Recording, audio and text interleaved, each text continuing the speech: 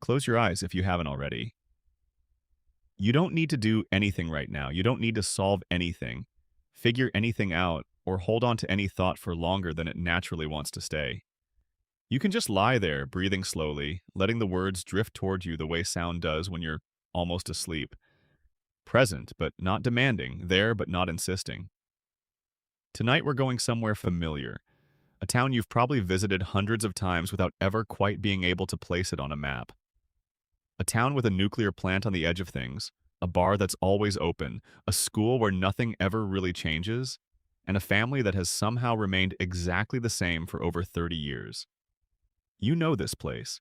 Its rhythms are somewhere in you, tucked between memories of late nights and Sunday evenings and the particular comfort of a show that was always there when you needed it to be. Springfield. But tonight we're not just passing through. Tonight we're going to look at it differently. Slowly. The way you look at something familiar when you've finally given yourself enough time to actually see it. Because underneath the jokes and the bright colors and the faces you've known forever, there is something else going on in Springfield. Something layered.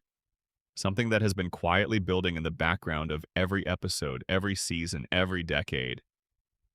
These are the conspiracies, the theories, the buried questions, and strange patterns that fans have spent years assembling. The things the show itself sometimes seems to be asking, just quietly enough that you have to be paying a certain kind of attention to hear it. So settle in, let your body find its weight, take a slow breath. And let's go to Springfield. Section 1. The nuclear power plant and the mutation of Springfield. Let's begin at the thing that was always there before anything else. The thing that shaped every story that came after, even when nobody in the show ever quite says so directly. The Springfield nuclear power plant sits on the edge of town like a fact nobody wants to acknowledge. Two enormous cooling towers release a steady column of steam into the sky at all hours, visible from most of Springfield on a clear day. The plant sits along a river, the same river Springfield's water supply draws from, the same river children swim in during summer, the same river that runs through the center of town like a slow artery. And for as long as the show has existed, the plant has been in more or less constant violation of every safety regulation on the books. This isn't an exaggeration for dramatic effect. The show keeps its own quiet record of it. Over the course of the series, the Springfield nuclear power plant has accumulated over 300 documented safety violations. Episodes have shown radioactive barrels being used as furniture. Radioactive material stored in cardboard boxes marked with standard shipping labels. Entire safety systems bypassed because the equipment was expensive and Mr. Burns didn't feel like replacing it. Inspectors come and go. Fines are assessed. Nothing changes. And the man responsible for monitoring all of this, the person whose job description literally involves standing between Springfield and radioactive disaster, is Homer Simpson. That detail deserves a moment. Homer Simpson, a man who approaches his responsibilities with a cheerful and sincere indifference to consequences, is the safety inspector at a nuclear power plant. He sleeps at his workstation. He has on multiple occasions consumed radioactive material accidentally. He once caused a near meltdown by throwing a donut into the reactor core because he was curious whether it would grow larger. The show treats this as background, as the ordinary texture of Homer's professional life. And we have largely accepted it in the same spirit. But the conspiracy theorists, the fans who have spent years watching and rewatching and looking for the shape of what the show is actually doing, have started to ask a different kind of question. What if the plant's effect on Springfield isn't just background color? What if the contamination is real, within the logic of the show's own universe? What if the reason Springfield looks the way it does, and its people behave the way they do, and remember things the way they do, and fail to notice what they fail to notice, is because 3 decades of nuclear leakage have quietly, steadily, done something to this town? Start with the most obvious thing. The skin. Springfield's residents are yellow. Not all of them. Background characters appear in naturalistic skin tones, but the core cast, the people the show has centered for 30 years, have this particular shade that doesn't correspond to any known human pigmentation. The show's creators have offered production explanations for this.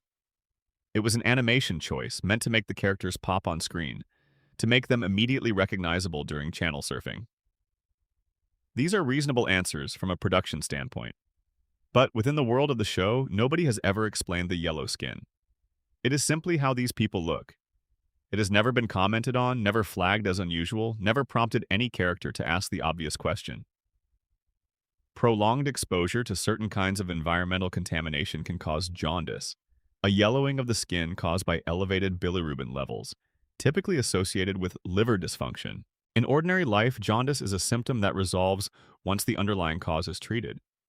But in a town where the water has been contaminated for generations, where the air carries particulate matter from cooling towers that operate without proper filtration, where the fish downstream glow in ways that fish are not supposed to glow, what would chronic low-level exposure look like across decades?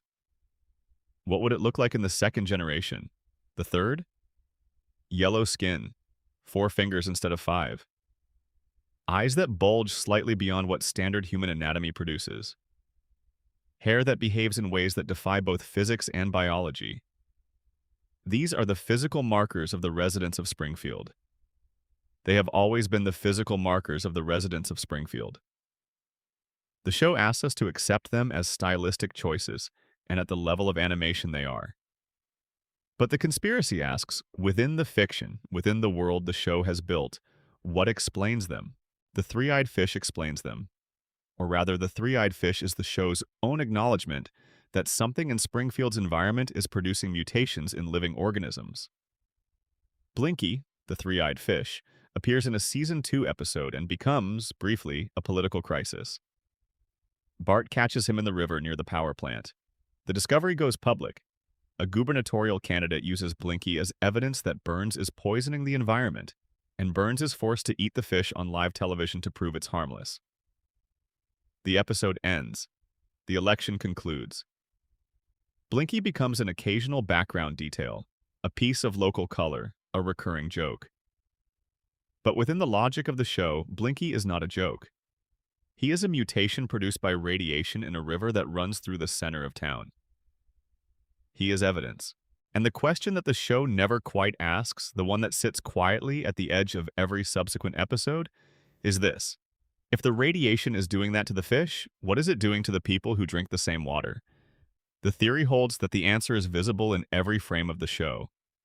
The yellow skin, the 4 fingers, the strange physical resilience, Homer falling off a cliff and walking away, Homer being hit by a car and recovering overnight, Homer surviving things that would be fatal to any real person. The cognitive impairment that runs through the town with a consistency that goes beyond any individual's natural aptitude. The collective inability to retain information, to learn from consequences, to remember events that should permanently alter how a community understands itself. All of it downstream from the plant. All of it consistent with what prolonged low-level radiation exposure, over generations, in a town with inadequate water filtration and a nuclear facility run with 300 safety violations, might produce. And there's a specific episode that makes this reading almost impossible to set aside. In the Springfield Files, a Season 8 episode, Homer encounters something in the forest outside Springfield that he believes is an alien. The episode is a parody of The X-Files and plays it largely for comedy, but the resolution is genuinely strange. The thing Homer saw in the forest was not an alien. It was Mr. Burns returning from one of his weekly medical treatments. The treatments are described as so intensive, so saturated with chemicals, and what the episode implies is radiation therapy, that they cause Burns' body to emit a visible green glow. He walks through the forest like a creature from another world, because, in a meaningful sense, he is no longer entirely of this one. Burns glows. He literally glows. And the people of Springfield see this glowing figure moving through the trees, and their first instinct is alien. Not something our power plant did. Not something the radiation caused. Alien. That is the depth of the denial. And the radiation theory's central claim is that the denial is itself a symptom, that the cognitive damage caused by decades of contamination has specifically affected the parts of the brain responsible for making connections, for noticing patterns, for asking the questions that would destabilize everything. Springfield cannot see what the plant is doing to it because the plant has already ensured that Springfield can't see. Burns knows this. The show makes this clear across multiple episodes, in the way that the show makes anything clear. sideways, through implication, through details that are funny until they aren't. Burns has private physicians. Burns undergoes the weekly treatments that keep him functioning. Burns has, in various episodes, demonstrated a working knowledge of radiation's effects on biological systems that goes well beyond what a nuclear plant owner would need for legitimate purposes. He understands what radiation does to a body because he is personally managing radiation's effects on his own body. And he understands what his plant is doing to Springfield because he has been watching it happen for decades. He has watched the fish grow a third eye. He has watched the residents develop the particular look that long-term exposure produces. He has watched Homer Simpson, a man who has worked in direct proximity to an active reactor core for his entire adult life, decline cognitively to a point where he poses no threat to Burns's interests whatsoever. And he has maintained this situation deliberately, not through inaction, but through active management. When German investors briefly purchased the plant, they immediately fired Homer and commissioned a full safety assessment. The cost of bringing the plant into compliance nearly bankrupted them.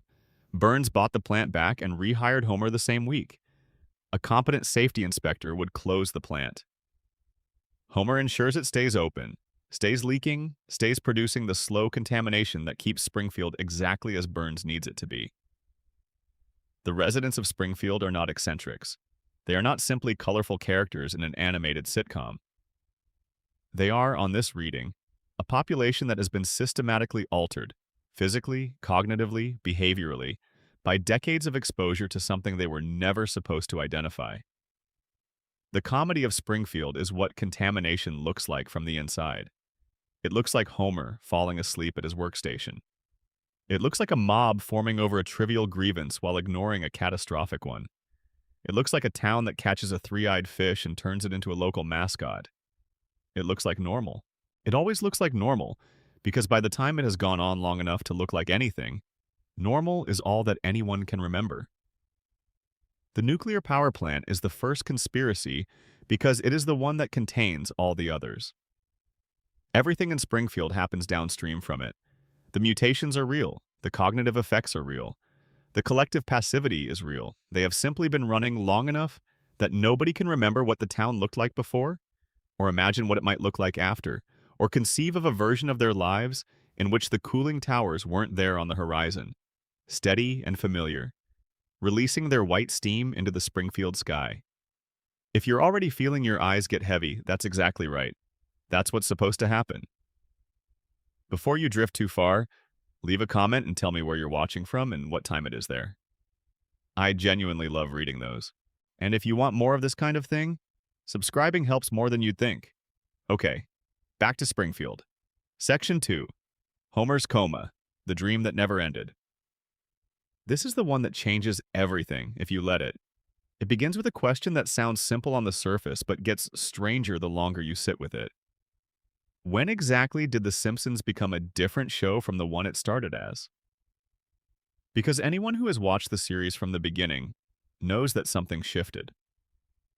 The early seasons, roughly the first through the fourth, maybe into the fifth, have a particular texture that the later years don't quite replicate. They feel grounded. The humor is sharp, but it has weight to it. Homer is not simply a buffoon. He is a man of limited means and genuine feeling who loves his family in the clumsy, inarticulate way that many real people do. The episodes deal with recognizable human situations. Loss is allowed to be loss. Failure is allowed to be failure. After a certain point, the show changes. The rules loosen. Homer travels to Japan, to Africa, to outer space. He holds hundreds of different jobs across the run of the series. He survives injuries that would be fatal in any realistic context. Not just recovers from them, but seems to sustain them with a kind of cheerful invulnerability that is funny but also, if you're looking at it a certain way, strange. The plots become more elaborate, more surreal, more detached from the ordinary domestic logic that gave the early seasons their emotional center. Guest celebrities appear constantly. The world reshapes itself around whatever the episode requires. The conventional explanation is a production one. Long-running television shows drift. Writing staffs change. The pressure to keep audiences entertained pushes stories toward more extreme territory. Characters become simplified versions of themselves. This happens. It is called flanderization, and the term was coined appropriately based on what happened to one of The Simpsons' own supporting characters.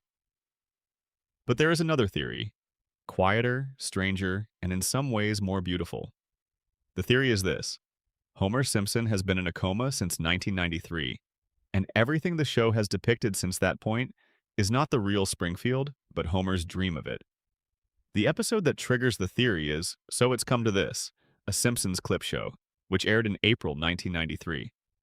The premise is a familiar one for the show. Bart plays a prank on Homer that escalates beyond what was intended. He takes a beer can to an auto body shop and shakes it in a paint mixer. When Homer opens it, the explosion puts him in the hospital. Standard Simpsons setup, but then something happens that is not standard. Homer, lying in his hospital bed, sees a vending machine across the room. He reaches for it. The machine tips over and crushes him. He flatlines. He enters a coma. A real coma. Not a cutaway gag, not a dream sequence framed as such, but a clinical, sustained loss of consciousness that the episode treats with something approaching seriousness. The episode ends with Homer apparently waking up. The family is gathered around him. Bart tearfully confesses that the whole chain of events was his fault. Homer springs awake and immediately strangles his son, and the family laughs, and everything goes back to normal. But before the episode fully closes, there is a detail. The doctor tells the family that Homer lost 5% of his brain function during the coma. 5% permanently gone. Homer's response to this information is to laugh without knowing why he's laughing, which the doctor explains is a symptom of the damage itself. The family finds this charming. Nobody finds it alarming. The episode ends, and The Simpsons continues for another 30 years as if none of it happened. Unless it didn't happen. Unless Homer never fully woke up. Unless the man in that hospital bed is still there and everything since, every adventure, every celebrity, every impossible recovery, every plot that required the laws of physics to look the other way, is the dream of a man whose brain is running a simulation of his family, using the last clear image it had of them before the lights went out. The evidence for this theory is depending on how you're disposed to read it, either extensive or coincidental. Let's go through it slowly. The tonal shift. Before the coma episode, the show was grounded. After it, the show becomes progressively more surreal. The early seasons deal with recognizable domestic difficulties: money stress, marital tension, a child struggling in school, a father trying and failing to communicate with his family. These are human situations. They hurt in human ways. After the tonal shift, the show deals with Homer going to space, Homer discovering a long-lost relative, Homer joining secret societies, Homer meeting multiple presidents, and God, and any number of other figures who represent something larger than ordinary life. In a coma dream, this escalation makes sense. A dreaming mind cannot hold ordinary life for long. It gravitates toward the vivid, the significant, the emotionally charged. It populates the dream with important figures, celebrities, authority figures, historical presences, because the dreamer's brain is reaching for significance, for the sense that this dream matters, that the life being dreamed is not ordinary, but extraordinary. The increasingly elaborate plots of later seasons are not the writers losing their grip on the show. They are the dreamer's mind elaborating, embellishing, trying to keep the simulation running as the brain that generates it slowly loses coherence. The aging problem. This is perhaps the most powerful piece of evidence the coma theory offers, because it is the one that most clearly distinguishes the theory from every other explanation of the show's internal logic. Nobody in Springfield ages. Bart has been 10 years old for the entire run of the series. Lisa has been 8. Maggie has been 1. Homer and Marge have not accumulated a visible year in over 3 decades of airtime. This is sometimes described as a floating timeline, a production convention in which the show's present is always the viewer's present, the year sliding forward while the characters remain fixed. It's a standard approach for long-running animated shows, and most viewers accept it. But the coma theory offers a different explanation. Nobody ages because they exist inside the frozen memory of a man who went unconscious in April 1993 and has not been able to update his information since. Homer's children don't grow up because Homer wasn't there to see them grow up. His brain does not have the data. His wife doesn't change because the last time he saw her, she looked exactly like that. His friends don't evolve because his knowledge of them is fixed at the moment of the accident. A coma patient cannot receive new information. They can only process what they already had. And so the people in Homer's dream remain exactly as he last knew them, locked in amber, preserved in the particular way that unconscious memory preserves things, slightly idealized, slightly simplified, always available when the dream needs them. The celebrity appearances. In the later seasons especially, Springfield becomes a magnet for famous people. Musicians, athletes, actors, politicians, they pass through with a regularity that makes no geographic or narrative sense. Why would this particular town attract this particular volume of celebrity? Within the dream theory, the answer is simple. Homer's brain is receiving ambient input from the hospital environment. Television sounds, radio, overheard conversations from visitors and medical staff, all of this becomes material that the dreaming mind incorporates into its simulation. The celebrities are not visiting Springfield. They are voices Homer heard through the fog of unconsciousness, translated by the dream into characters who can populate his world for an episode before dissolving back into background noise. And there is the matter of Homer's relationship with divinity. Throughout the series, Homer has an unusually direct connection to God. God visits Homer. God speaks to Homer. God gives Homer signs and instructions that other characters never receive. This might simply be a comedic choice. It is funny that the least spiritually sophisticated character in the family has the most immediate access to divine communication. But within the coma theory, these moments of contact carry a different weight. A man in a coma, lying in a hospital with machines tracking his vital signs and nurses checking on him at regular intervals, exists in a particular kind of in-between state. Not fully unconscious, perhaps. Not fully gone. Receiving signals from the world outside. Sounds, presences. The knowledge that people are near even when he cannot reach them. In this state, the dreaming mind might reach for something larger than itself. Might process the presence of loved ones gathered around his bed as something almost divine. Might translate the nearness of the people who love him into the experience of being visited, being seen, being told that he matters. Homer's God is not a theological argument. Homer's God is a coma patient's sense of the people who are sitting beside him. There is a Season 4 episode, aired a few months before the coma episode, called Homer the Heretic, in which Homer skips church and has a conversation with God. It is one of the warmer episodes of the early series, gentle and funny and touched with genuine feeling. And at one point, God says something to Homer that has always stood slightly apart from the rest of the dialogue. He tells Homer that everyone finds their own path, that Homer's time will come, that there are things Homer will understand that others won't. 6 months later, Homer is in a coma. The theory reads this as a hinge. God, or whatever Homer's dreaming mind has given the shape of God, told him that something was coming, that his ordinary life was approaching something that would change it, that after a certain point, things would be different. And they were. After April 1993, everything was different. The show itself has, in its own oblique way, engaged with this theory. In a relatively recent season, a scene was produced, and then circulated as a supposed deleted scene that had been leaked, in which Homer wakes up from a long coma to discover that the entire latter portion of the show was a dream.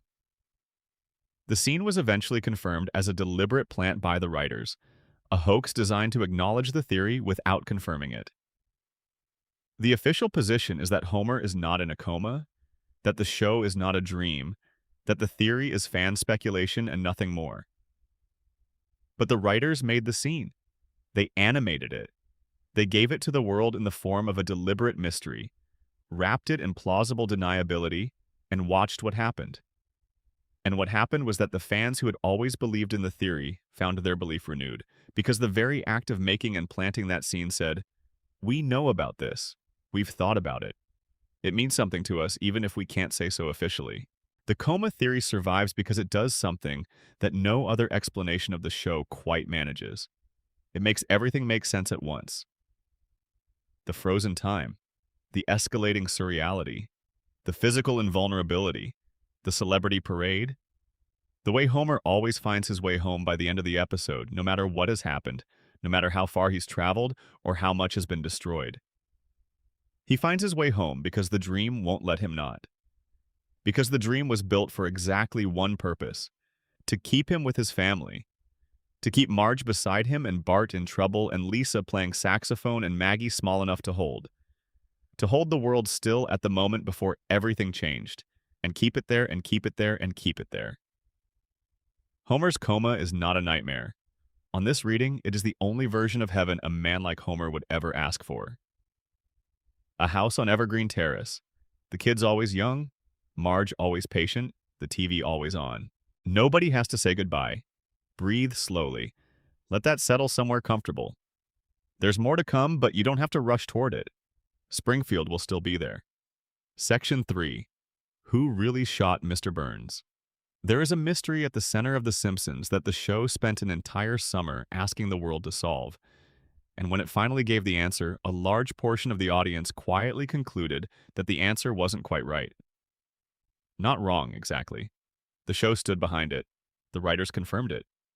The evidence, when examined, does technically support it, but something about the resolution felt unearned, as if the question had been bigger than the answer, and the answer had been chosen not because it was the most satisfying conclusion to an elaborate mystery, but because it was the most convenient one. Let's go back to the beginning of it. The two-part episode, Who Shot Mr. Burns, aired at the end of Season 6 and the beginning of Season 7 in 1995.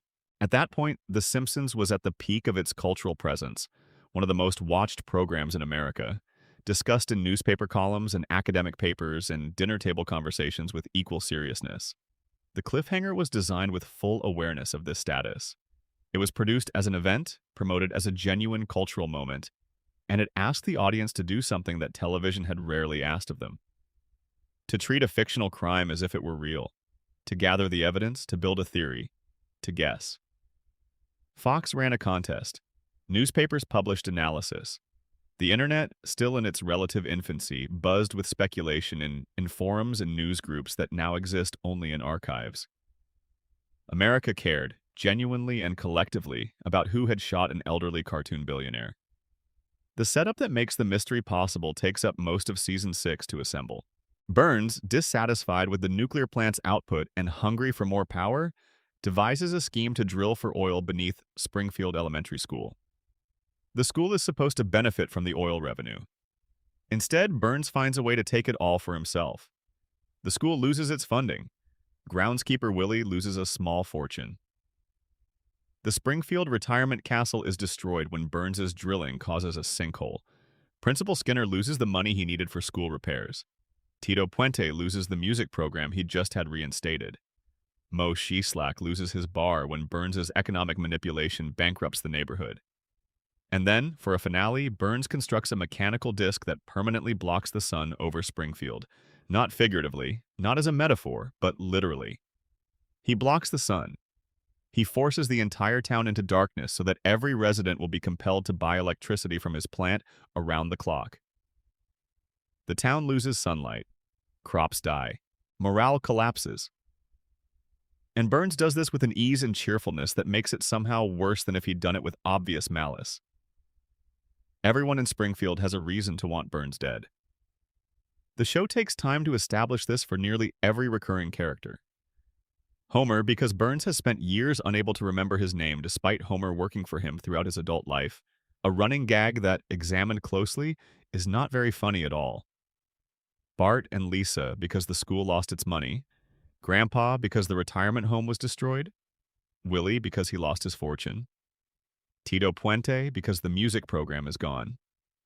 Smithers, Burns's devoted assistant, because Burns fired him on the day of the sun blocking in a moment of casual cruelty that represented the logical end of their complicated relationship. The whole town gathers at a public meeting to confront Burns. Tensions run very high. Multiple characters are shown with weapons. Burns, oblivious and contemptuous to the last, leaves the meeting without acknowledging that anything is wrong. And then a gunshot. Burns is found, mortally wounded, in the town square. He falls against a sundial. His hands, as he collapses, land on two specific letters, W and S. And the screen goes black. America had to wait an entire summer. When Part 2 aired, the investigation unfolds as a comedic procedural. Chief Wiggum and the Springfield police fumble through the case with their customary incompetence. Suspects are questioned. Alibis are verified or collapsed. Smithers confesses almost immediately, and his confession turns out to be wrong.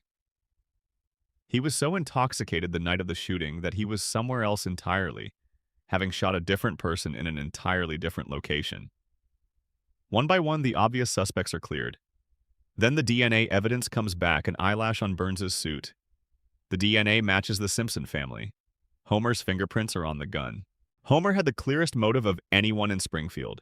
Years of invisible labor, years of being forgotten by his own employer, a humiliation so sustained and so total that it had clearly accumulated into something volatile. Homer is arrested. He is about to be convicted. And then Burns wakes up and identifies his shooter. It was Maggie. Baby Maggie Simpson, who is 1 year old and communicates primarily through pacifier noises and the occasional pointed stare. Burns explains that he encountered Maggie in the parking lot after the town meeting. He attempted to take her lollipop. In the struggle, his gun fell from his holster. Maggie picked it up. The gun discharged. Burns was shot. Chief Wiggum's response, delivered with a casual confidence that the writers clearly intended as commentary, is that no jury in the world would convict a baby. The case is closed. Homer is released. Life returns to normal. Now, here is where the conspiracy lives. Start with the contest. Fox invited viewers across America to submit their guesses. The prize was significant. The winner would be animated into an actual future episode of the show. Thousands of entries were received, and according to the DVD commentary for the episodes, when the producers reviewed a sample of the submissions, not a single entry in the sample had guessed the correct answer. The eventual prize winner was selected randomly from the sample pool. Because they hadn't actually solved the mystery, they received a cash payment instead of the animation prize. The show's own creators acknowledged on the commentary that they were aware of exactly one person who had posted the correct answer online on the night Part 1 aired. Someone using a college internet account who had figured out, from the available clues, that Maggie was the shooter. By the time the producers tried to locate this person to give them the actual prize, the account had been deactivated. They issued an open invitation on the DVD release for that person to come forward. As far as anyone knows, they never did. Think about what this means. The show's creators designed a mystery, told the public it was solvable, built a national contest around it, and then essentially nobody solved it. One person, alone, on the night it aired, and that person vanished. Either the clues were insufficient, or the answer didn't follow logically from the available evidence the way the show implied it did. Now look at the sundial. When Burns falls against it, his hands land on W and S. The show presents this as WS, Waylon Smithers, the obvious prime suspect. But the official resolution reinterprets the letters as MMS, Maggie Simpson, read from Burns's perspective as he lies against the dial, looking up at the letters from below. This is clever, but Burns himself, when he wakes up and identifies the shooter, states clearly that his hands on the sundial were not intentional. He was not trying to communicate. He just fell. The central piece of physical evidence in the entire mystery, the image that ran in every newspaper, in every promotional clip that defined the visual language of the whole event, was by the victim's own account, meaningless. Burns fell. His hands landed somewhere. It told you nothing. And then there's the question of Burns's last words before being shot. "Oh, it's you." That is what the show tells us Burns said when he saw his attacker. Not fear, not surprise. Recognition. The easy, slightly tired recognition of seeing someone familiar. Does Burns know Maggie Simpson? Has he ever had a meaningful interaction with her? The show hasn't established this. Burns barely registers Homer's existence. The idea that Burns would see an infant in a parking lot and say, "Oh, it's you," with the particular inflection of seeing someone you know, requires the infant to be someone he has a prior relationship with. And Maggie, at this point in the series, has no such relationship with Burns. Homer, on the other hand, has been a presence in Burns's life for years. Homer has tried, repeatedly and without success, to make himself noticed by Burns. Burns might, on seeing Homer in a parking lot say, "Oh, it's you," with exactly that register. The faint, barely there recognition of a person you know, but don't bother to remember properly. And then, in season 18, years after the fact, in a clip show format, Homer, without apparent prompting, claims that he was the one who shot Mr. Burns. The show treats this as a throwaway line. Nobody investigates. Nobody reopens the case. Homer confesses to attempted murder on camera and the moment passes. The conspiracy-minded have never let it go. There is also the Marge theory, which has gained traction over the years and is, structurally, quite strong. Marge is a devoted mother who watched Burns destroy her children's school, wreck the retirement home where she has connections, and ultimately steal the sunlight from her town. Marge's tolerance is one of the defining characteristics of her personality. She absorbs an extraordinary amount before she responds. But the show has shown multiple times that when her children are directly threatened, her tolerance does not hold. Burns tried to take something from Maggie in that parking lot. Something small, a lollipop. But the action was the action of a powerful man taking something from a baby because he could. And if Marge had witnessed it, if Marge had been nearby, if the gun had been there and available, if that particular moment had been the one that finally hit the limit of what Marge Simpson could absorb, then the evidence rearranges itself into a different shape. Burns, who had once been infatuated with Marge in an earlier episode, might not have named her. A man who carries some version of feeling for someone might, upon waking from a coma with a bullet wound, choose to protect them, choose to let the investigation point somewhere else, choose to fall on a sundial in a particular way and let the town conclude what it wanted to conclude. Maggie was a perfect fall person, and not only because she couldn't be prosecuted, she was perfect because blaming her protected whoever actually did it. A baby cannot deny the accusation. A baby cannot provide contradicting testimony.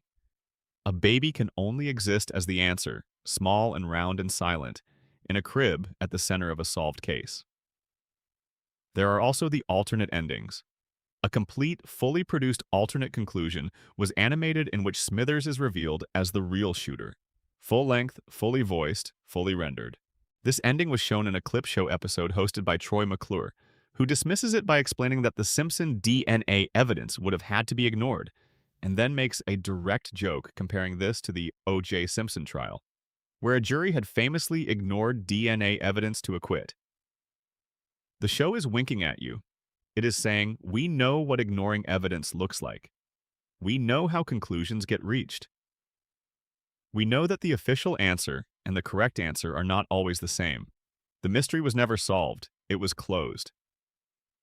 And in Springfield, as we'll discuss at length in a later section, those are two very different things. The case file has a conclusion. The conclusion has problems. And the problems have been sitting in a drawer in the Springfield Police Department ever since, in a folder marked Resolved, gathering dust in a town that has always been more comfortable with closure than with truth. Section 4. How Mr. Burns is still alive. We have established that Burns was shot. A bullet entered his body. He spent time in a coma. His condition was described as critical on multiple occasions during the investigation. And then he woke up, identified the shooter, and returned to running his empire as if the whole thing had been a minor inconvenience.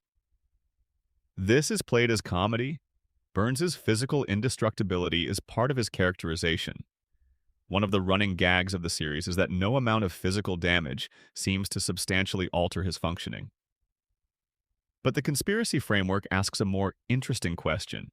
Within the world the show has built, how is this man still alive?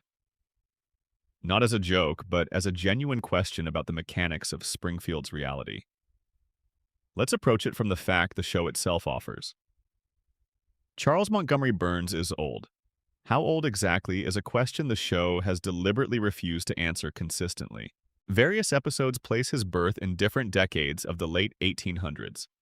He has referenced, as personal memories, events from before the turn of the 20th century. He attended Yale. He served in some capacity during World War II, in a role that the show suggests was morally questionable.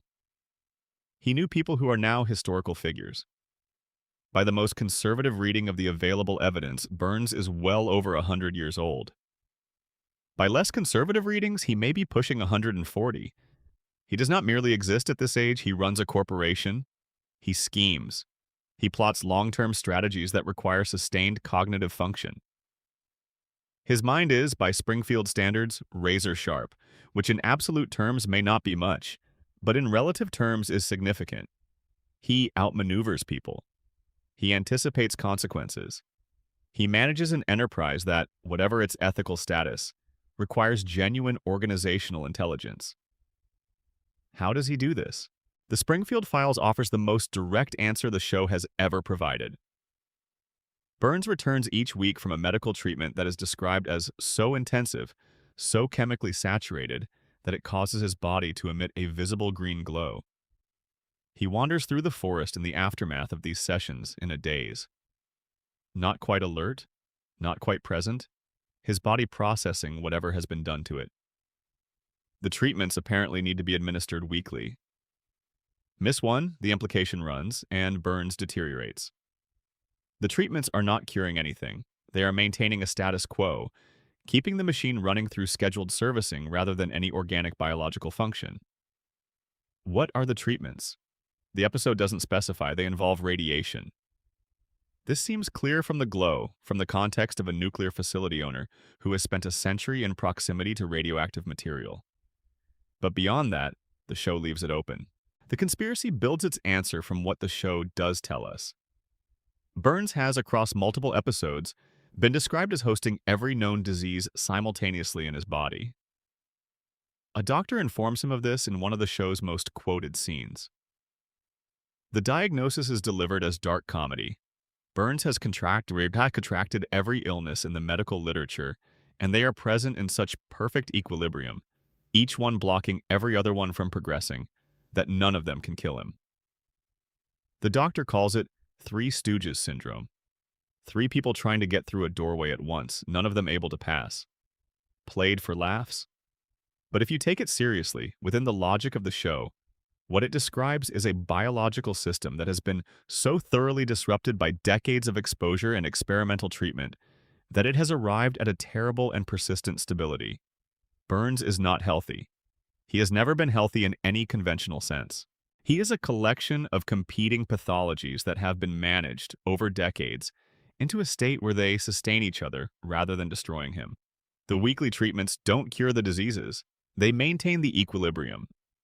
They are, in the language the radiation theory uses, the equivalent of adjusting control rods in a reactor. Not resolving the underlying dynamics, but keeping them in balance, preventing any single force from gaining the dominance that would cause the whole system to collapse. Burns is kept alive the way a nuclear reactor is kept running. Not because the underlying processes are stable, but because the management is precise, consistent, and never allowed to lapse. And this brings us to Smithers. Wayland Smithers has served Montgomery Burns for so long that their relationship has become the defining context of both their lives. This is discussed in the show, occasionally with something approaching genuine melancholy. Smithers loves Burns. The show has been clear about this, has explored it with more care and nuance than it explores most things.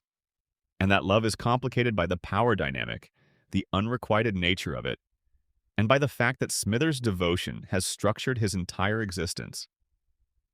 He has no independent life in any meaningful sense. Everything he does is in relation to Burns. But the conspiracy theory notes something else about this relationship, something that sits underneath the emotional texture. Smithers doesn't just love Burns. Smithers manages Burns. He manages his schedule, his medications, his appointments. He ensures that the weekly treatments happen at the right time, that Burns takes whatever he needs to take, that the machinery of Burns' survival is maintained with the precision it requires. Smithers has been doing this for decades. He knows the protocol. He is probably the only person alive who knows it completely. Remove Smithers and Burns does not simply become less effective. Burns, without someone managing his survival protocol, probably dies. Not from any dramatic cause. From the accumulated consequences of missing treatments, of disrupted schedules, of the equilibrium that requires weekly maintenance being allowed to drift for even a few weeks. This is why the episodes where Smithers leaves are always temporary. Not just because the comedic relationship requires both characters, but because within the internal logic of Burns' survival, Smithers is structurally necessary. He is, in a literal sense, keeping Burns alive through logistical competence.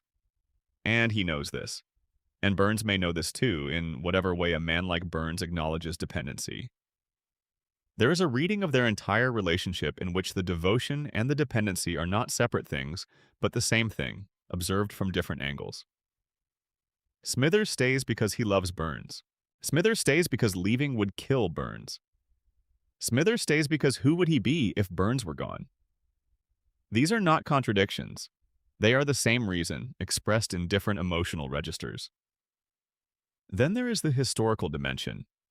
Burns has been present in various capacities across a span of American history that no individual life should be able to cover. He was there during events that are now studied in textbooks. He accumulated his fortune during periods that predate the regulatory frameworks that would have constrained him. He built his empire in an era when the kind of power he wields went entirely unchecked, and he has maintained it by ensuring that the mechanisms of accountability, in Springfield and apparently elsewhere, are never quite strong enough to reach him. The conspiracy-minded have noted that this historical span isn't just remarkable. It's impossible, unless something else is going on. And the something else, in the show's own terms, is the treatments that keep him alive, that have been keeping him alive for long enough that the word decades no longer quite covers it. Burns is not immortal. He is too expensive to die. He has spent a century building the infrastructure of his own survival. The money, the medical apparatus, the devoted assistant who manages the schedule, the political connections that ensure nobody asks too hard about any of it. He is a system designed to persist, and the system is working. It will keep working as long as Smithers fills the prescriptions and drives Burns to his weekly appointments and makes sure the reactor stays controlled. The scariest version of this theory is the one that looks at Springfield and asks, does the town actually want Burns to die? The plant is the town's primary employer. The plant provides Springfield's electricity. The plant's economic presence is woven into every aspect of life in Springfield in ways that are too deep to disentangle. If Burns died, if the empire collapsed, what would Springfield be? Burns cannot die because dying would require Springfield to find out the answer to that question. And Springfield, as we'll discuss at some length in the next section, has a long and well-established history of choosing comfortable uncertainty over uncomfortable truth. Section 5. The Principal and the Pauper. Springfield's Machinery of Denial. There is an episode of The Simpsons that a large portion of the fan base has spent nearly 30 years despising. It is consistently listed among the worst episodes in the series. It is cited as the moment the show betrayed its own continuity, stopped caring about its characters, lost the thread of what made it meaningful. Harry Shearer, who voices Principal Skinner and a dozen other characters, expressed public displeasure with it. Critics savaged it, and the conspiracy theory argues that it is the most important episode the show has ever produced. Season 9, Episode 2. The Principal and the Pauper, aired September 1997. Here is what happens. Springfield Elementary holds a ceremony honoring Principal Seymour Skinner's 20 years of service. During the event, a stranger enters, a man no one recognizes. He introduces himself as Sergeant Seymour Skinner. The real Seymour Skinner, a Vietnam War veteran who was captured as a prisoner of war, presumed dead, and who has spent decades trying to find his way back to his life. The man Springfield has known as Principal Skinner is an imposter. His real name is Armin Tamzarian. Before the war, he was a petty criminal from nowhere, a person with no identity worth keeping, with no family and no prospects. He was drafted into the army and served alongside the real Skinner. When Skinner was captured and presumed killed, Tamzarian felt responsible. He traveled to Springfield to deliver the news of Skinner's death to his mother, Agnes. Agnes assumed he was her son. She needed him to be her son. And Tamzarian, who had never been needed by anyone, let it happen. He became Seymour Skinner. He took the name, the rank, the identity, the mother, the whole structure of someone else's life. And he lived inside it for 20 years until the real Skinner walked through the door. The truth is fully exposed. Everyone in Springfield knows. And then Springfield holds a vote. Not about whether to investigate Tamzarian. Not about whether to restore Skinner's actual identity. About whether to acknowledge the truth at all. whether to let the fact of the deception exist as a fact in the town's collective memory. The vote is unanimous. They choose to keep the lie. Judge Snyder issues a legal decree confirming Tamzarian as Skinner. The real Seymour Skinner, the actual man, the actual veteran, the actual person whose life was stolen, is tied to a railroad car and physically expelled from Springfield, and the judge makes it legally prohibited to ever mention the truth again, under penalty of torture. Under penalty of torture. This is the moment fans point to when they say the show lost the plot. A beloved character was revealed to be a fraud, retroactively invalidating decades of storytelling. The writers had, apparently, simply decided to do this, to introduce a continuity-destroying revelation for no reason that anyone could identify, resolve it in the most absurd possible fashion, and then reset. But the reset is the point. The conspiracy reading of this episode is not about Tamzarian's identity. It is about what Springfield does when confronted with a truth it doesn't want. Think about what actually happened in this episode. A community was presented with definitive proof that a major public figure had been living under a stolen identity for 2 decades. The actual person whose identity was stolen was standing in front of them. The evidence was not ambiguous. The situation was not complex. The truth was plain. And the community voted to criminalize the truth, to expel the person who embodied it, to make it legally dangerous to acknowledge what everyone in the room had just heard and seen with their own ears and eyes.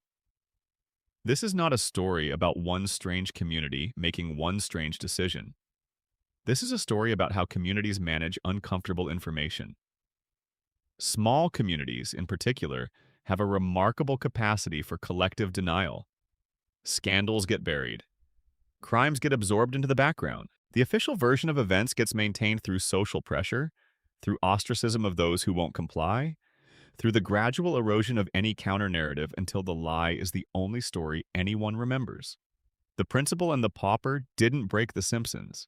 It diagnosed Springfield. It showed the mechanism. It showed the vote. It showed the legal decree. It showed the expulsion of the truth in real time, on screen, without cutting away.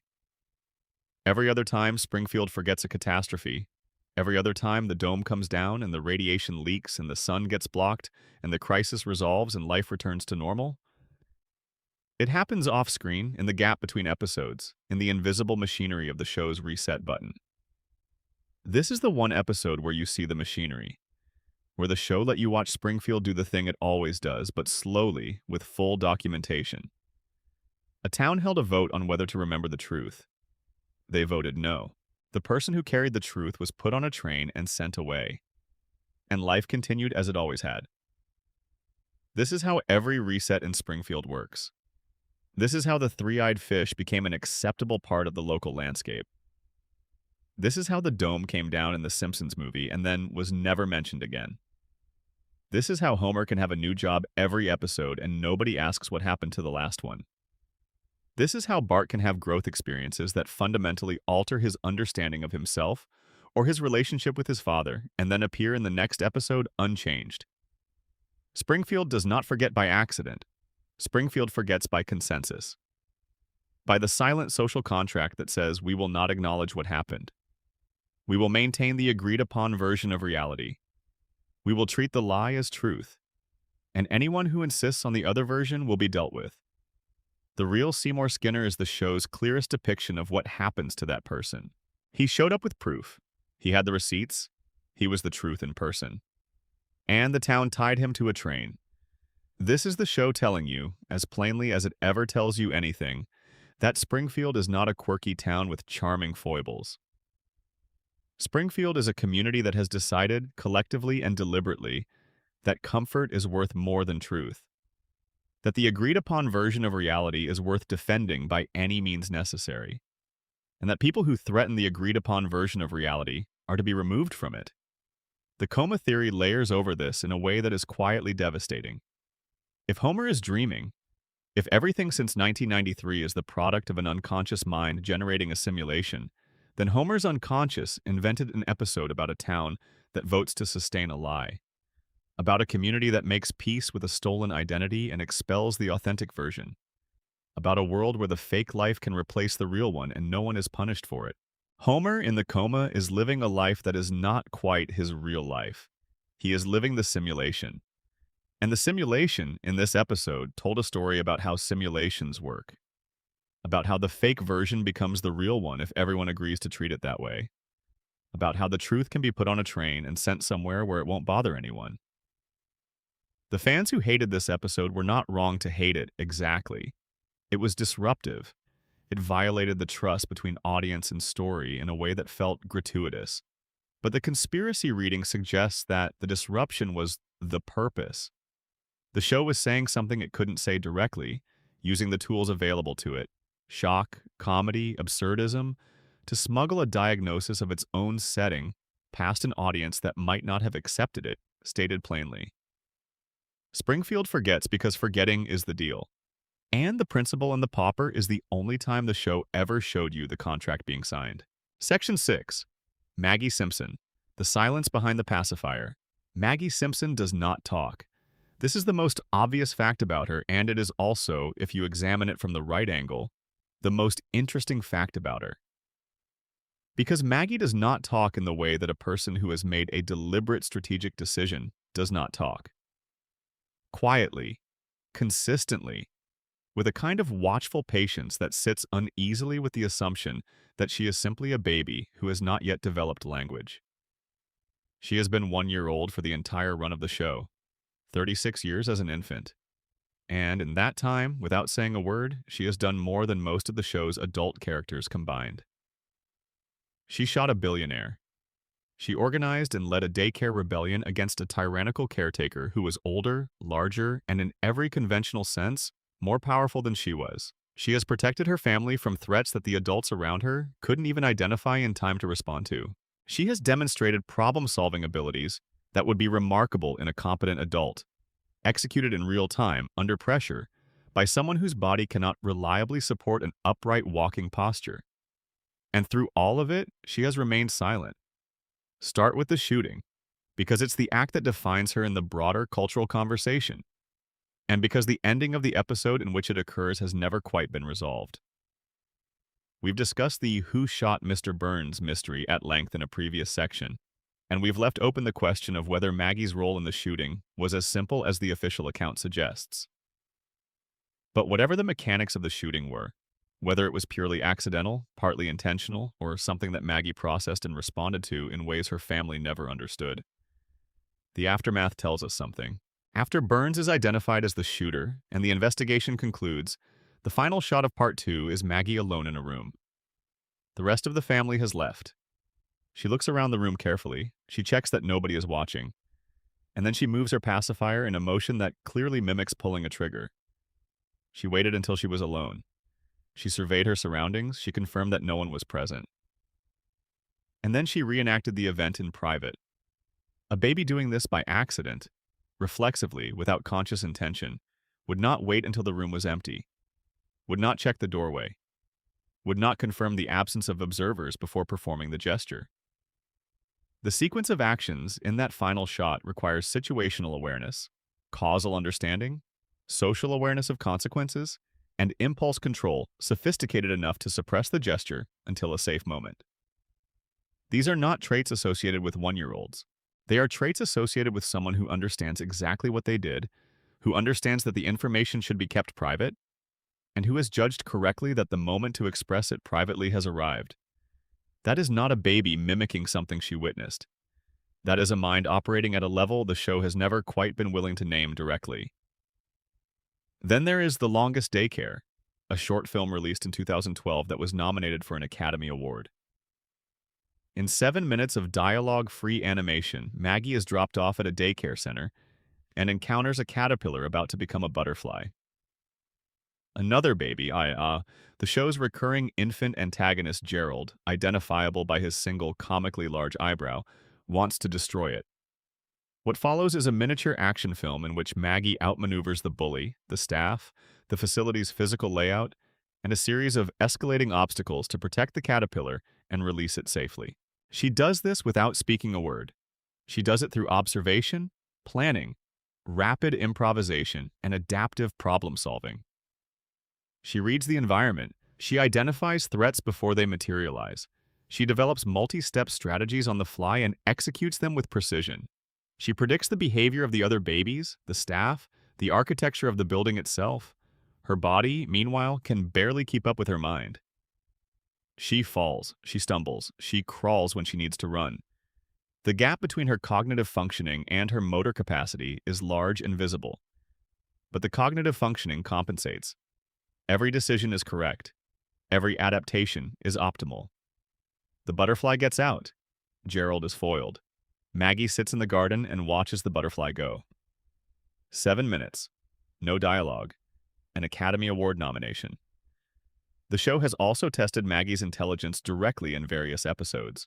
The results are presented comedically and are not treated as canon in any strict sense, but the pattern is consistent. Maggie's tested intelligence is off the charts, significantly beyond what any measurement instrument is designed to accommodate. Significantly beyond what any one-year-old in any other context would produce. The conspiracy framework asks, why doesn't she talk? The surface answer is that she is a baby, and babies don't talk. But the show has established clearly that Maggie is not operating at the level of an ordinary baby. Her intelligence is extraordinary. Her social awareness is sophisticated. Her ability to understand and navigate complex situations is well in excess of what her developmental stage would suggest. So the question of why she doesn't talk is not answered by developmental considerations. She is capable of speech. She has been capable of it. In one famous episode, she says her first word, Daddy, in a moment so rare and deliberate that the show had Elizabeth Taylor voice it, as if to underscore the significance of the occasion. One word, and then silence again for decades. The theory holds that Maggie's silence is a decision, a strategic choice made by the most intelligent member of the Simpson family, after careful observation of what happens to the intelligent members of the Simpson family who are not silent. Look at Lisa. Lisa Simpson is brilliant. She has been brilliant for the entire run of the show. She speaks up, challenges authority, insists on truth, pushes back against injustice, advocates for the people and causes that need advocating for. She is, in every objective measure, the most morally serious person in Springfield. She is also, in every practical measure, one of the most isolated and consistently unsuccessful. Lisa speaks up. She gets ignored. She challenges the wrong people. She pays for it. She advocates for positions that are correct and watches them get dismissed, ridiculed, voted down. Her intelligence is her most prominent characteristic, and it has not made her life easier. It has made it harder because Springfield does not reward intelligence. Springfield rewards compliance. Springfield rewards the comfortable and the familiar and the person who doesn't ask too many questions. Maggie has watched this. Maggie has been watching this since the day she was born. She has observed her sister fight for recognition every single day and receive, in return, occasional grudging acknowledgement and mostly resistance. She has seen the smartest person in the family be consistently undervalued by the household and the community she lives in. And Maggie has drawn a different conclusion from the same evidence. Not keep fighting regardless of the cost, but the cost is too high. The cost of visibility is too high. The cost of being understood is too high. The better strategy is to remain unreadable, to appear to be exactly what everyone expects a one-year-old to be, passive, dependent, limited, not worth monitoring closely, while actually being none of those things. Think about what this makes possible.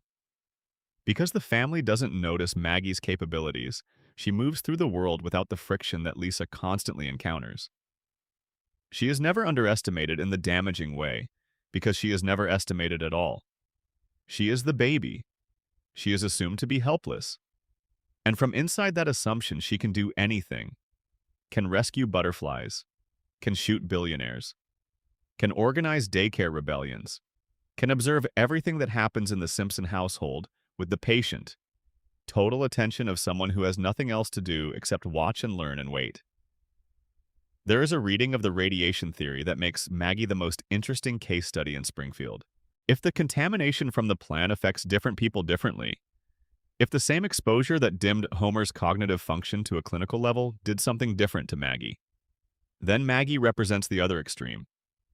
Where the radiation diminished Homer, it amplified her. Where it took something from her father, it gave something extraordinary to her youngest child. Same water, same air, same family, same exposure. Two completely different outcomes. Homer is what happens when mutation subtracts. Maggie is what happens when it adds. And in the coma theory, Maggie's genius takes on an emotional dimension that is hard to sit with comfortably. If Homer is dreaming, yes, if the whole show is Homer's unconscious mind generating a simulation of his family, then Maggie's extraordinary capabilities are what Homer imagines for his youngest child when he can't see her anymore. He cannot know who she is becoming. He cannot watch her grow. He cannot learn what kind of person she turns into without him there. So he makes her extraordinary in the dream. He gives her an intelligence that transcends her age. He makes her capable of things no real baby could do because the alternative, dreaming his youngest child as simply ordinary, as simply a baby, as simply someone who grows up and moves on without him, is unbearable. Maggie's genius is Homer's prayer for the child he can't protect. But there's also a version of this, a quiet, dark version, that doesn't require any theory to explain it. Just the observable facts of the show. A highly intelligent person surrounded by people who cannot see what she is, in a community that actively punishes the visible expression of intelligence.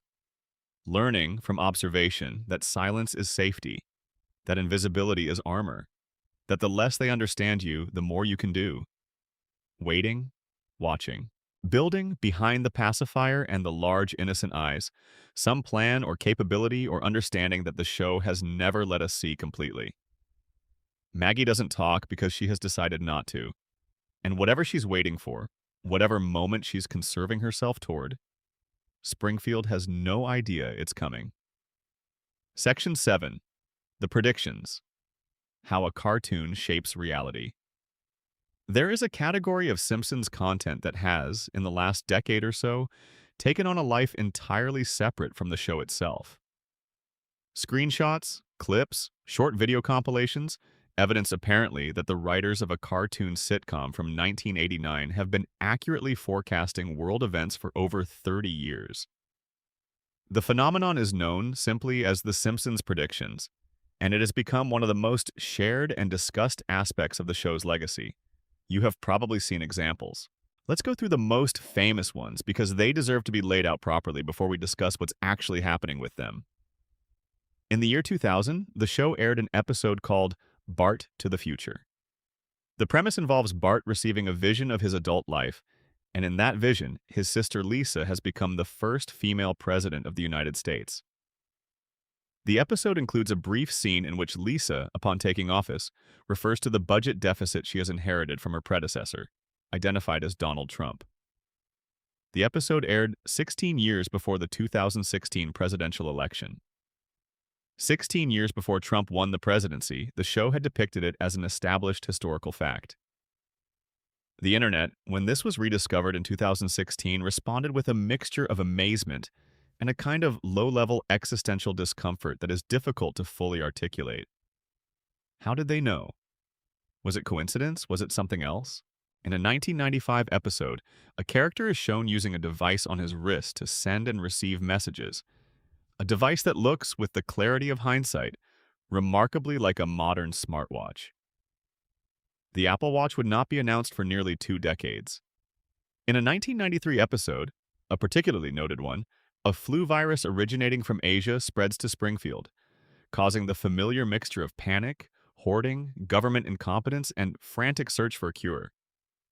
The episode aired 27 years before COVID-19.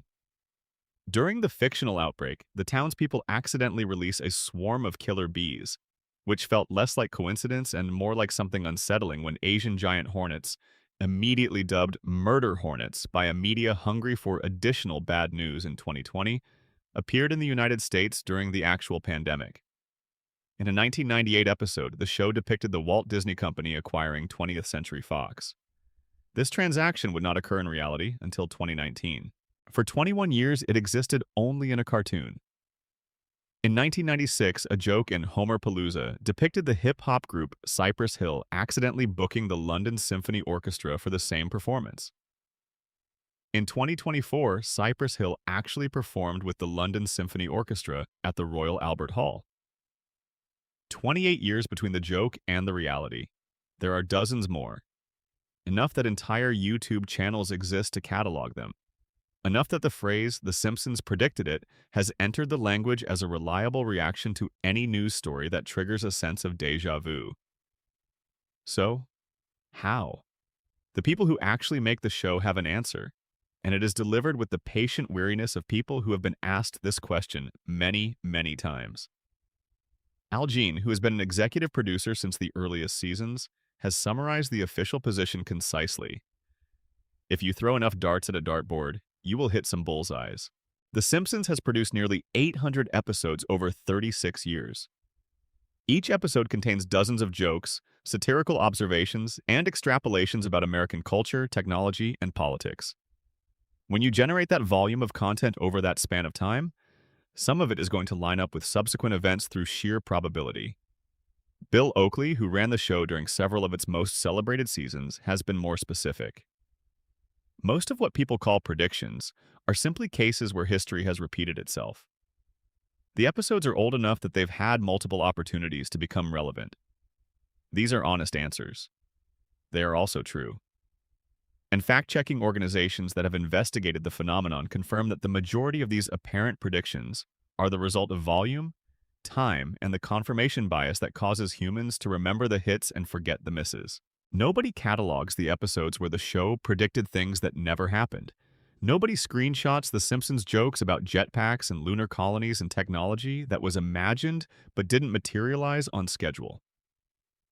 The highlight reel that makes the show look prophetic is curated by selective memory. But here is where it gets genuinely interesting. The show's writing staff has historically been one of the most formally educated in television. Multiple writers have advanced degrees from elite institutions. Several have backgrounds in mathematics, computer science, and physics, disciplines that train the mind to identify patterns, model systems, and extrapolate trajectories to their logical conclusions. These are not people improvising randomly.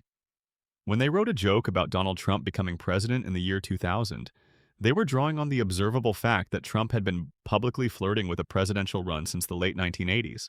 When they depicted media consolidation leading to Disney acquiring Fox, they were extrapolating a trend that was clearly accelerating. When they imagined a wrist-based communication device, they were following a trajectory of miniaturization that was already underway. The show didn't predict these things in the way that prophets predict things, through supernatural foreknowledge of events that could not be foreseen. It predicted them in the way that rigorous extrapolation predicts things, by identifying where trends were heading and following them to their logical ends, then exaggerating slightly for comedic effect. Excellent satire is not magic. It is close reading of the present.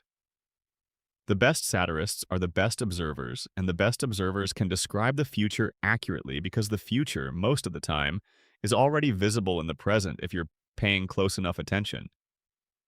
But the conspiracy reading of the predictions goes further than this. It argues that the show doesn't just predict the future, it shapes it. The Simpsons has been running for long enough and has been watched widely enough that it has become part of the cultural substrate of American life. Its jokes have entered the language, its observations have become reference points. Its way of framing things, the nuclear plant, the corrupt billionaire, the incompetent government, the population too distracted to resist exploitation, has become a lens through which many Americans understand their own situation. When the show depicted a Trump presidency as the absurd logical conclusion of celebrity politics, that depiction entered the cultural bloodstream. Millions of people saw it. The idea became familiar. When Trump actually ran in 2015, the show's image of him descending an escalator was already somewhere in the cultural memory of everyone who'd seen that episode, making the real event feel less like a shock and more like a fulfillment of something already half expected. The show didn't predict the Trump presidency. The show made the Trump presidency imaginable. It took an absurd possibility and repeated it often enough, in a format that reaches deeply into popular culture, that it became part of the landscape of things that could happen.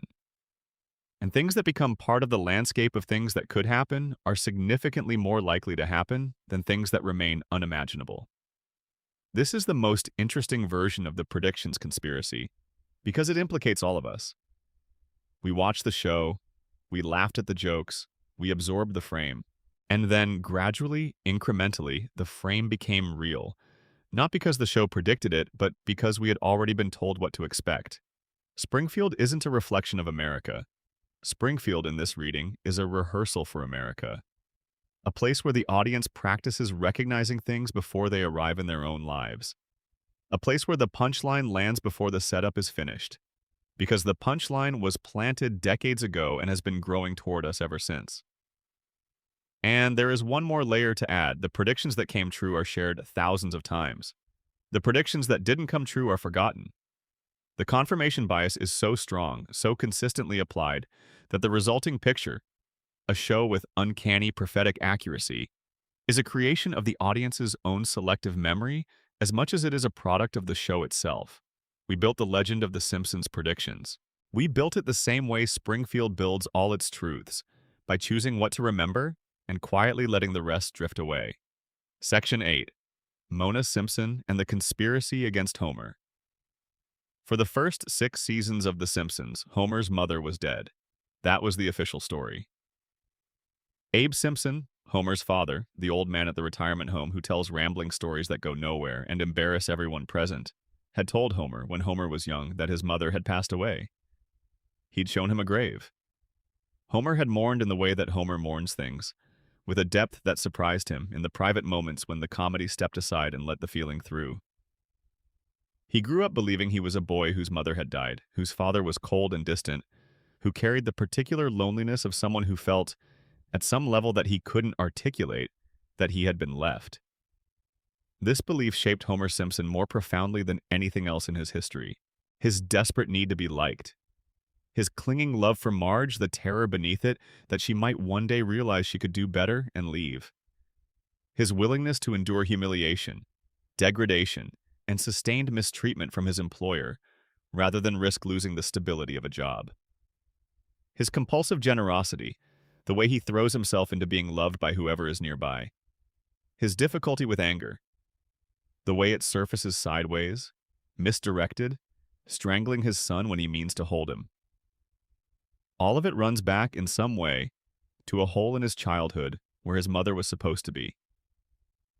And in season 7, the show revealed that the hole had been manufactured. The episode is called Mother Simpson. It aired in November 1995 and is, by the consensus of people who think seriously about the show, one of the finest episodes in the entire run. What happens in it is this. Homer, avoiding a Saturday work obligation, fakes his own death. When Marge insists he go to the Hall of Records to have the error corrected, Homer discovers that according to the municipal death registry, his mother is alive. She never died. The grave Abe showed him belonged to Walt Whitman, the poet. His father had been pointing at a famous writer's headstone and calling it his wife's for the entirety of Homer's life. Homer finds Mona at a cemetery, visiting what she believes is her son's grave. She doesn't recognize him at first. He's grown up, changed, become the person he became in her absence. When Homer proves who he is, there is a reunion scene that operates outside the show's usual comic register. It is quiet. It is genuine. A grown man and his mother, separated for 27 years, finding each other in a cemetery. And then Mona explains why she left. She didn't leave because she stopped loving Homer. She didn't leave because she had a better life to get to. She left because staying would have put Homer and Abe in danger. Because she had become a fugitive, and the man who had made her one was the same man Homer had grown up working for. The story goes back to 1969. Mona was a housewife, an ordinary woman, married, with a young son, living the kind of quiet life that is mostly invisible to history. And then something shifted. The show depicts it with its characteristic mixture of comedy and genuine weight. Mona was radicalized.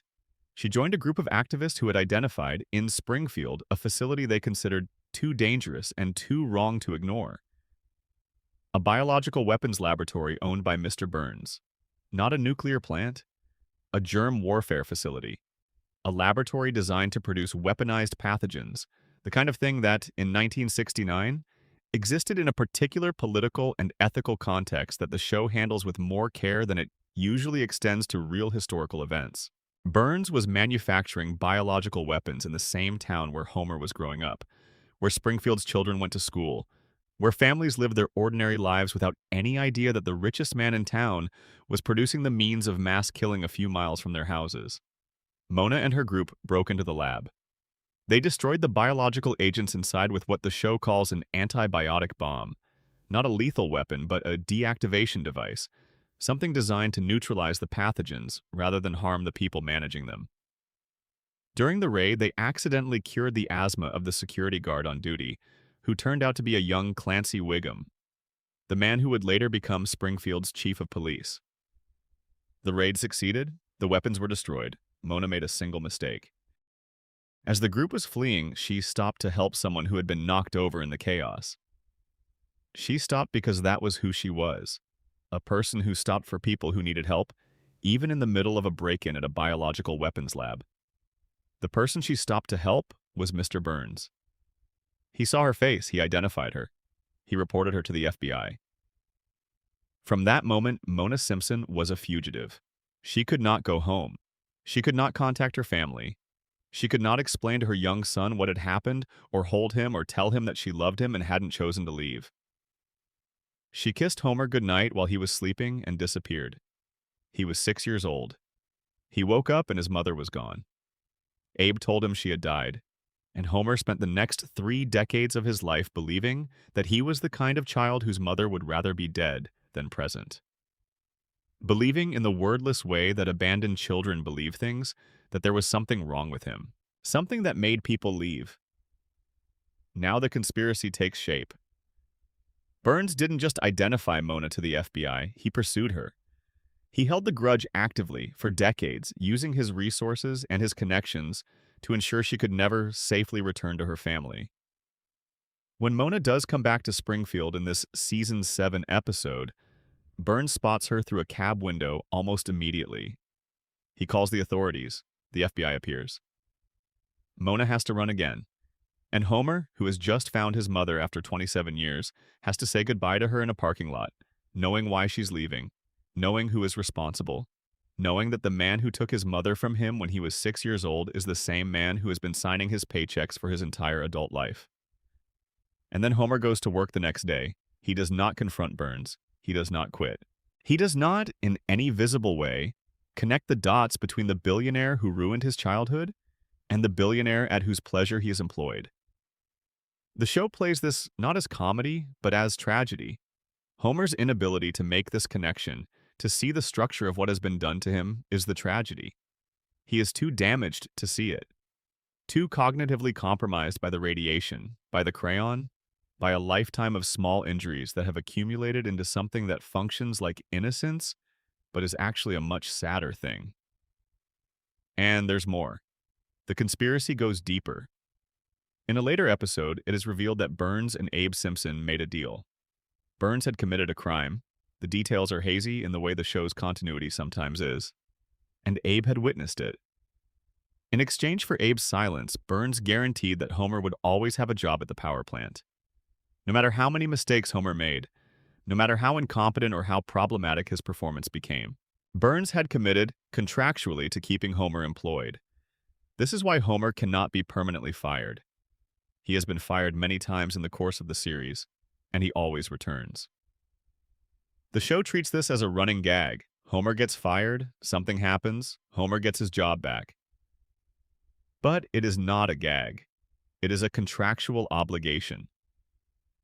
Homer's employment is not a function of Burns's tolerance for his incompetence. It is payment on a debt Abe accrued in exchange for silence about something Burns needed silenced. Homer's entire adult life, his job, his financial stability, the structure around which he has built his family, is the product of a deal made between his father and his mother's persecutor. A deal made in secret. A deal that was never explained to Homer, because explaining it would mean explaining everything else. Burns didn't just ruin Mona's life, he engineered Homer's. By driving Mona out when Homer was a child, he ensured that Homer would grow up emotionally broken in exactly the right ways. Desperate for approval, incapable of challenging authority, terrified of abandonment, permanently grateful to whoever was willing to keep him around. The perfect employee for a man who needed someone in Sector 7G, who would never look too carefully at what was in Sector 7G. The show confirmed this in the episode where Homer has the crayon removed and briefly becomes intelligent. Smart Homer looks at his life with clear eyes. He sees the power plant for what it is. He sees Burns for what he is. He sees the structure of his situation, the way the job functions, who it serves, what it costs, and it is unbearable. Not just unpleasant, unbearable. The awareness is too heavy to carry. So he asks the doctor to put the crayon back. He chooses not to know. He chooses, actively and deliberately, the fog. Because in the fog, the power plant is just where he works. Burns is just his boss. The deal Abe made is just something that happened a long time ago that has nothing to do with him.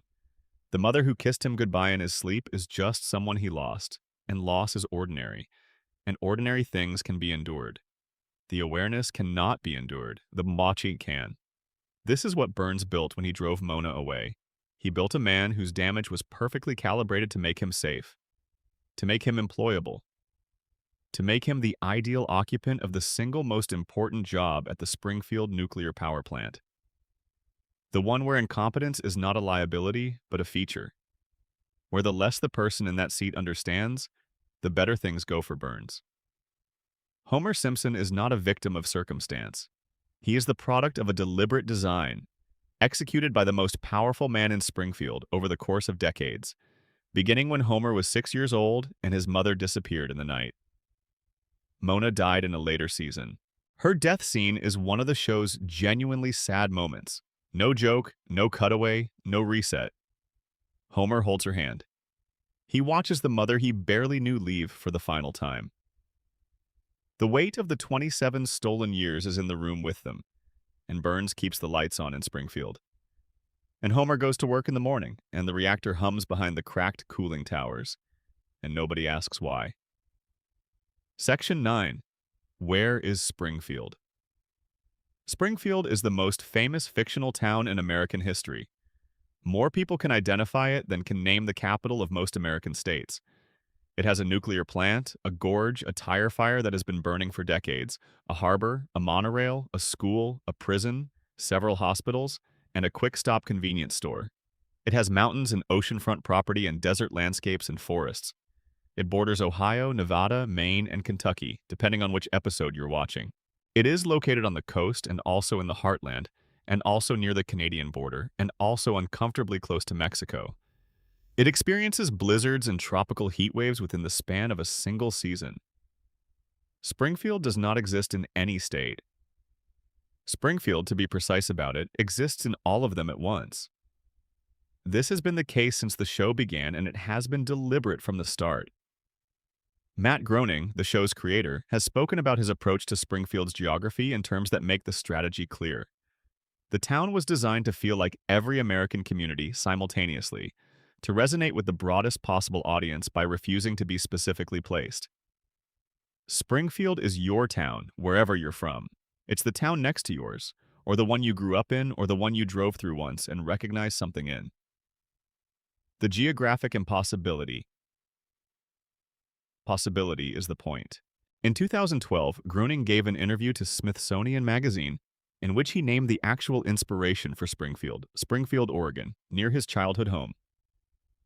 He stated this directly, and for approximately 48 hours, the mystery appeared to be solved. The internet exhaled. Springfield was in Oregon. Case closed. Except it wasn't. Subsequent episodes aired that placed Springfield in geographic context inconsistent with Oregon. The show kept contradicting itself. The writers had, apparently, decided not to honor Groening's confession.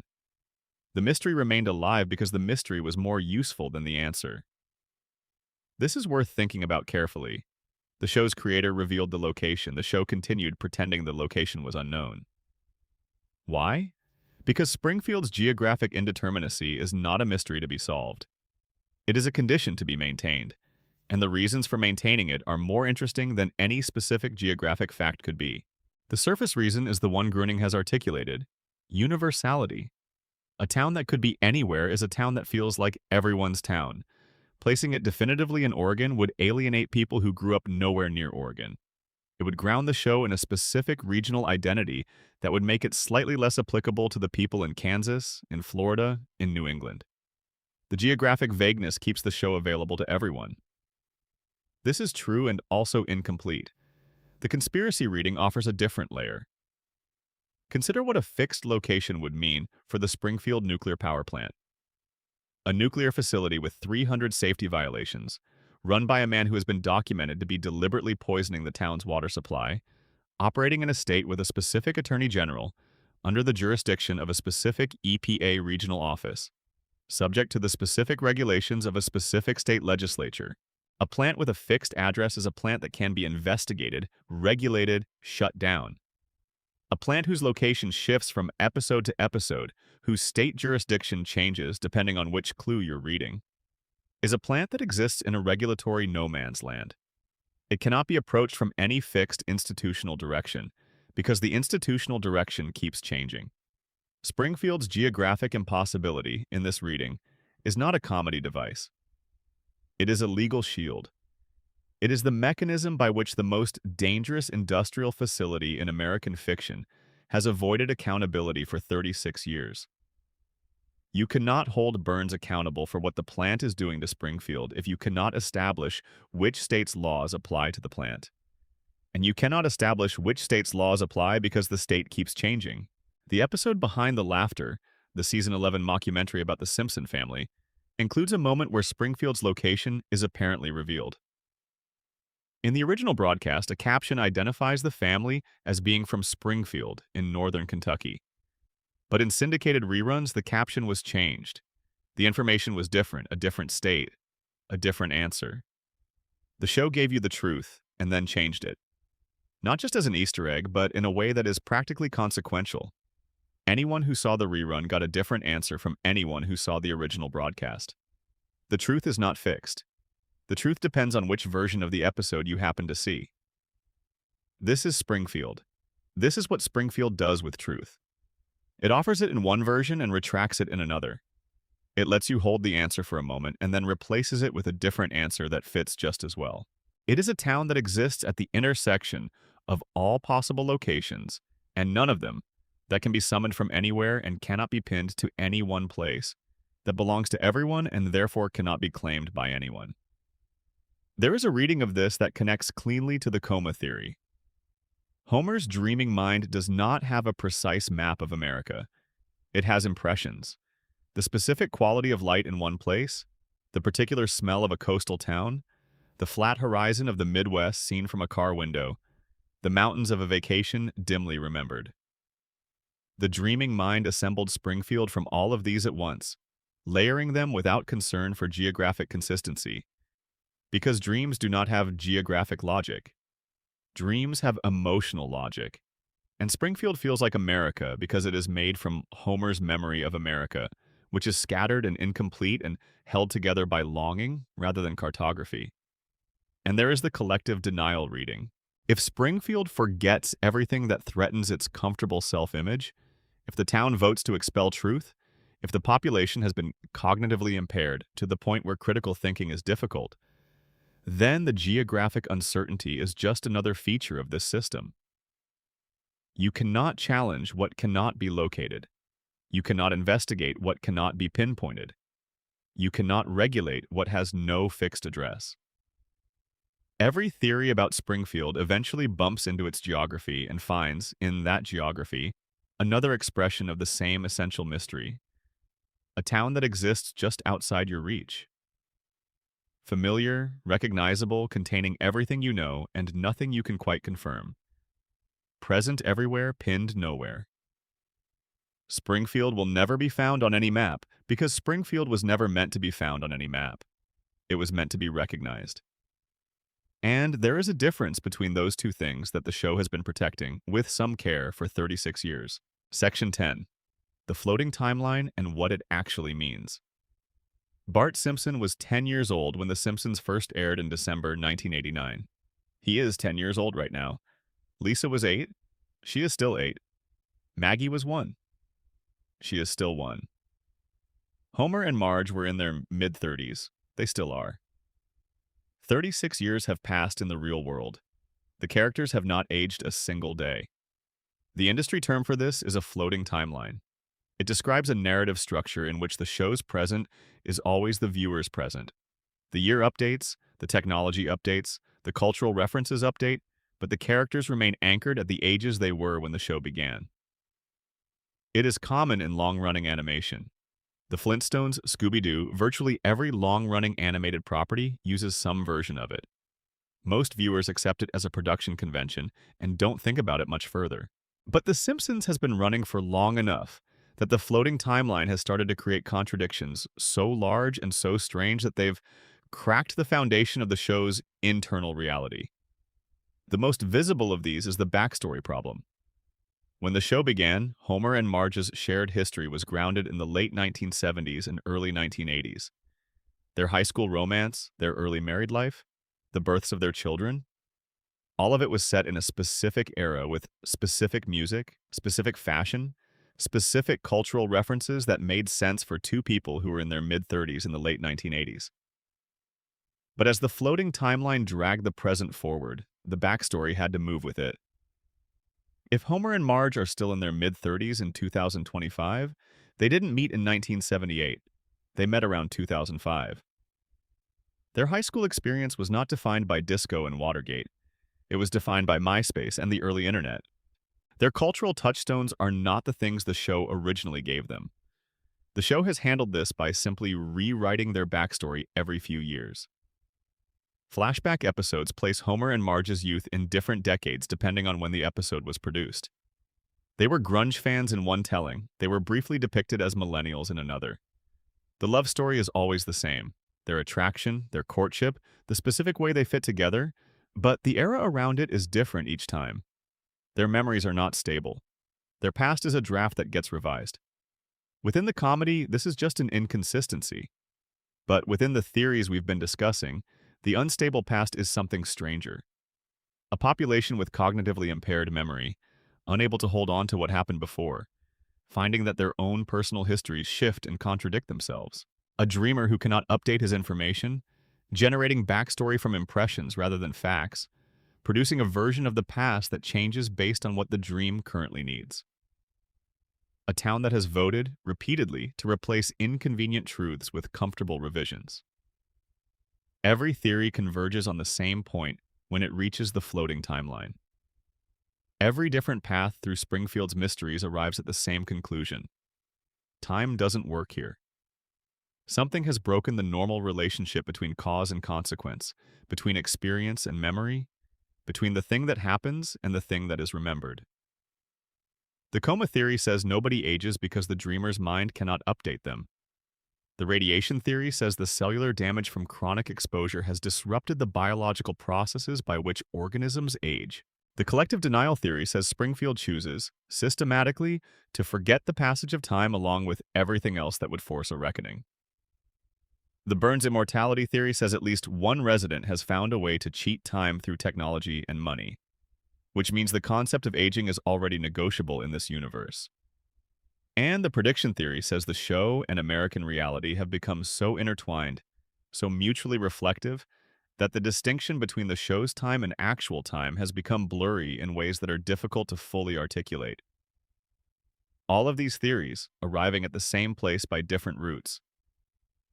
Time stopped in Springfield. There have been episodes where the show imagined its characters aging. The most famous is Lisa's Wedding from season 6, which flashes forward to show Lisa as a 23-year-old woman engaged to be married. The future it depicts is detailed and emotionally specific. Lisa has grown into the person the show always suggested she'd become. Intelligent, principled, still slightly lonely, still reaching for connection in a world that doesn't quite know what to do with her. The episode works. It is moving. It is one of the most genuinely touching episodes in the series. And then it ends, and Lisa is 8 again, and the future is sealed away, and the permanent present resumes. The show can imagine its characters aging. It has done it more than once. And each time, it seals the door afterward, locks the future back behind glass, where it can be glimpsed occasionally but never reached. Because if the future became the present, If Bart actually turned 11, if Lisa actually went to college, if Maggie actually started talking, then the show ends, and the show cannot end. Not because the network won't let it, though that's also true, but because the audience won't let it. Because we are the ones maintaining the floating timeline. We are the ones who tune in every season and confirm, through our watching, that nothing should have changed. We need Bart to be 10. We need Homer to be coming home from the plan at 5:30. We need Marge at the kitchen window, and Lisa at her saxophone, and the baby on the floor with the dog. We need the specific texture of that house, that street, that town, preserved exactly as it was the first time we saw it, or the first time we felt something watching it. We need the Simpsons to stay exactly where they are, because the Simpsons aging means we've aged. The Simpsons changing means the world has changed, Aid. The Simpsons ending means something we don't have a word for ends with them. The floating timeline is not a production convenience. It is a transaction. The audience gives the show its continued existence.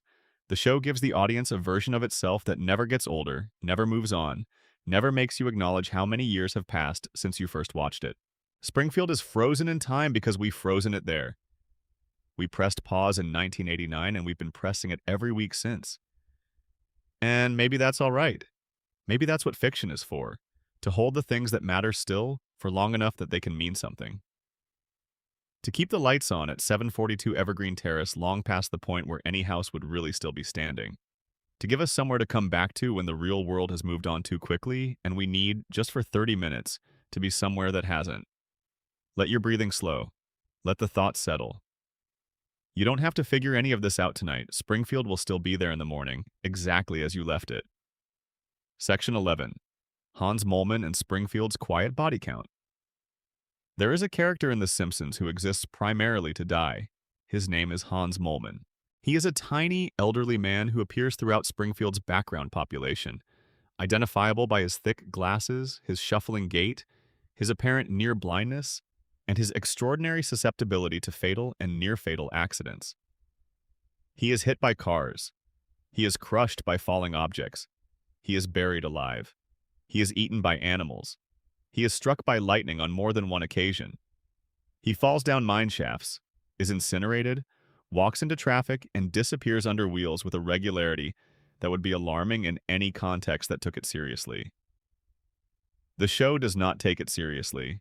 Moleman's deaths are a recurring joke, a piece of background comedy, a detail for attentive viewers to catch and appreciate. He dies and then he appears in a subsequent episode completely unchanged, with no explanation of how he survived, or how he recovered, or where he was in the interim. He is, by reasonable estimate, the most frequently killed recurring character in the history of American animation. Most viewers accept this as the running gag it appears to be. Moleman dies a lot. It's funny. Moving on. But the conspiracy framework has noted something about Moleman that doesn't quite fit the running gag explanation, and it starts with a single line of dialogue. Hans Moleman, in one episode, states his age. He is 31 years old. Look at him. Hans Moleman does not appear to be 31 years old. He appears to be in his 80s or 90s, deeply lined, hunched, fragile in the specific way of very old age, moving through the world at the pace of someone who has been doing it for a very long time and finds it increasingly difficult. The gap between his stated age and his visible age is not a gag. Or rather, it is a gag, but it is a gag that, if you take it literally for a moment, suggests something horrifying. Something aged Hans Moleman, 50 or 60 years in 31 calendar years. Something took a man who should, by age, be in early middle age and produce someone who looks like the final chapter of a very long life. Something accelerated his biological aging to a rate that should not be possible. And something also made him nearly indestructible. Or perhaps not indestructible. He dies, frequently and apparently for real, but recoverable. He comes back from death in a way that ordinary people don't. He appears in the next episode. He is fine. He is ready to be killed again. The radiation theory has the most direct explanation for this. Extreme radiation exposure, at levels significantly beyond what the general population of Springfield has experienced, can produce accelerated aging in biological tissue. It can also, in theory, in the dark speculative theory that lives at the edge of the radiation conspiracy, produce cellular adaptations so severe that they cross into the territory of regeneration. Not healing the way Homer heals, absorbing damage and bouncing back through cartoon invulnerability. Something different. Something that looks more like the organism dies and then the organism reconstitutes, because the biological program that generates it has been so thoroughly disrupted by radiation that the normal finality of death has become negotiable. Molman, in this reading, is the most extreme case in Springfield. He has been exposed to something, whether from the plant, from some personal proximity to the reactor, from some accident in his own background that the show has never explained, that aged him catastrophically in his early years and then gave him, as the compensating adaptation, the capacity to survive things that shouldn't be survived. He is not immortal. He dies. He comes back. It is not the same as immortality. It is something stranger and less comfortable. The coma theory offers a different reading. In Homer's dream, minor characters are not fully rendered. They are props, set dressing, the kind of background figures that a sleeping mind populates a dream with to give it the texture of a real place. Molman dies because Homer's dream doesn't maintain him carefully. He comes back because the dream needs someone in that background position, and Homer's unconscious reconstructs him without reference to what happened in the last scene. Molman is not a person in this reading. He is a recurring pattern that Homer's dreaming mind reinstantiates as needed, without the continuity that real people have, dying and returning and dying again in the background of the simulation because nobody, not even the dreamer, cares enough about him to keep track. There is something quietly sad about this, if you allow yourself to think about it. The most frequently killed character in the show's history may not exist in any continuous sense at all. He may be assembled and disassembled over and over, a figure who experiences something like death repeatedly but has no continuous self to accumulate the experience. He is the show's way of exploring mortality without consequence, death without grief, the end without the ending. And the collective denial reading adds its own layer. Molman dies. He dies in public, visibly, in front of witnesses. And Springfield doesn't investigate. Springfield doesn't ask the obvious questions. Springfield absorbs the deaths of Hans Molman the way it absorbs everything else that should generate alarm and investigation and systematic response, by not absorbing them at all, by letting them pass through the community's awareness without leaving a mark. By returning to normal so completely that by the next episode there is no normal to return to because normal was never disrupted. A man dies repeatedly in the streets of Springfield, and nobody calls for an ambulance. Nobody starts a foundation. Nobody asks what is happening to this person and why it keeps happening. The town looks away, and when it looks back, Molman is there again, shuffling toward another encounter with something heavy or fast-moving or prone to falling. There is a version of this that is funny. There is a version of this that is the show's purest expression of Springfield's fundamental condition, a community that has perfected the art of not noticing. Section 12. Ned Flanders, the darkest man in Springfield. On the surface, Ned Flanders is everything Homer Simpson is not. He is kind, consistently, and without apparent effort. He is generous with his time, his resources, his goodwill. He maintains his property meticulously.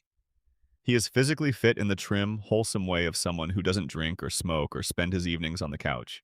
He is a good father, attentive, patient, present, in the way Homer is often not.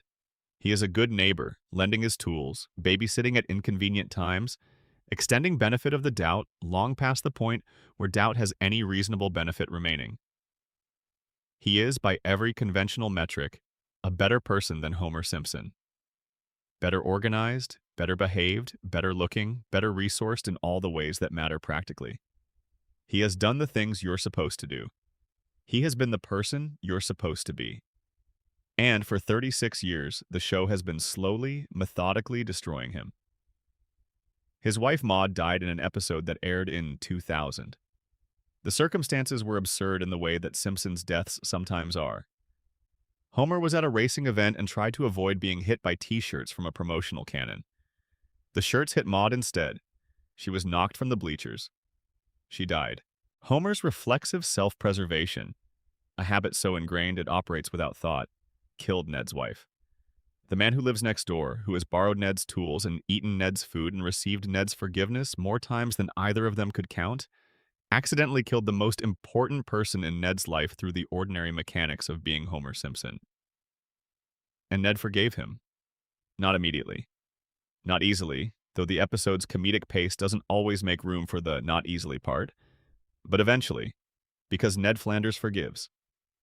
It is what he does. It is, the show has gradually revealed, not quite a choice. The episode that changes how you understand Ned is a season 12 installment in which his house is destroyed by a hurricane and the community rallies to rebuild it. The community does a terrible job. The house they build collapses almost immediately. And Ned, who has been processing an accumulation of losses and disappointments that the show has been building for years without quite naming.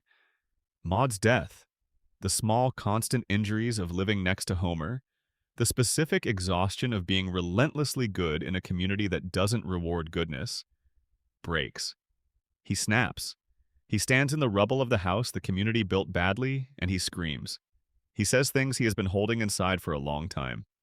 He names names. He gives voice, briefly, to the rage and grief and despair that have been beneath the cheerfulness all along. And then he is institutionalized. In the mental health facility, under the care of a psychiatrist, the backstory comes out. Ned was not always this way. As a child, he was uncontrollable, violent, chaotic, the kind of child who exhausted everyone around him with his intensity and his energy and his refusal to be contained.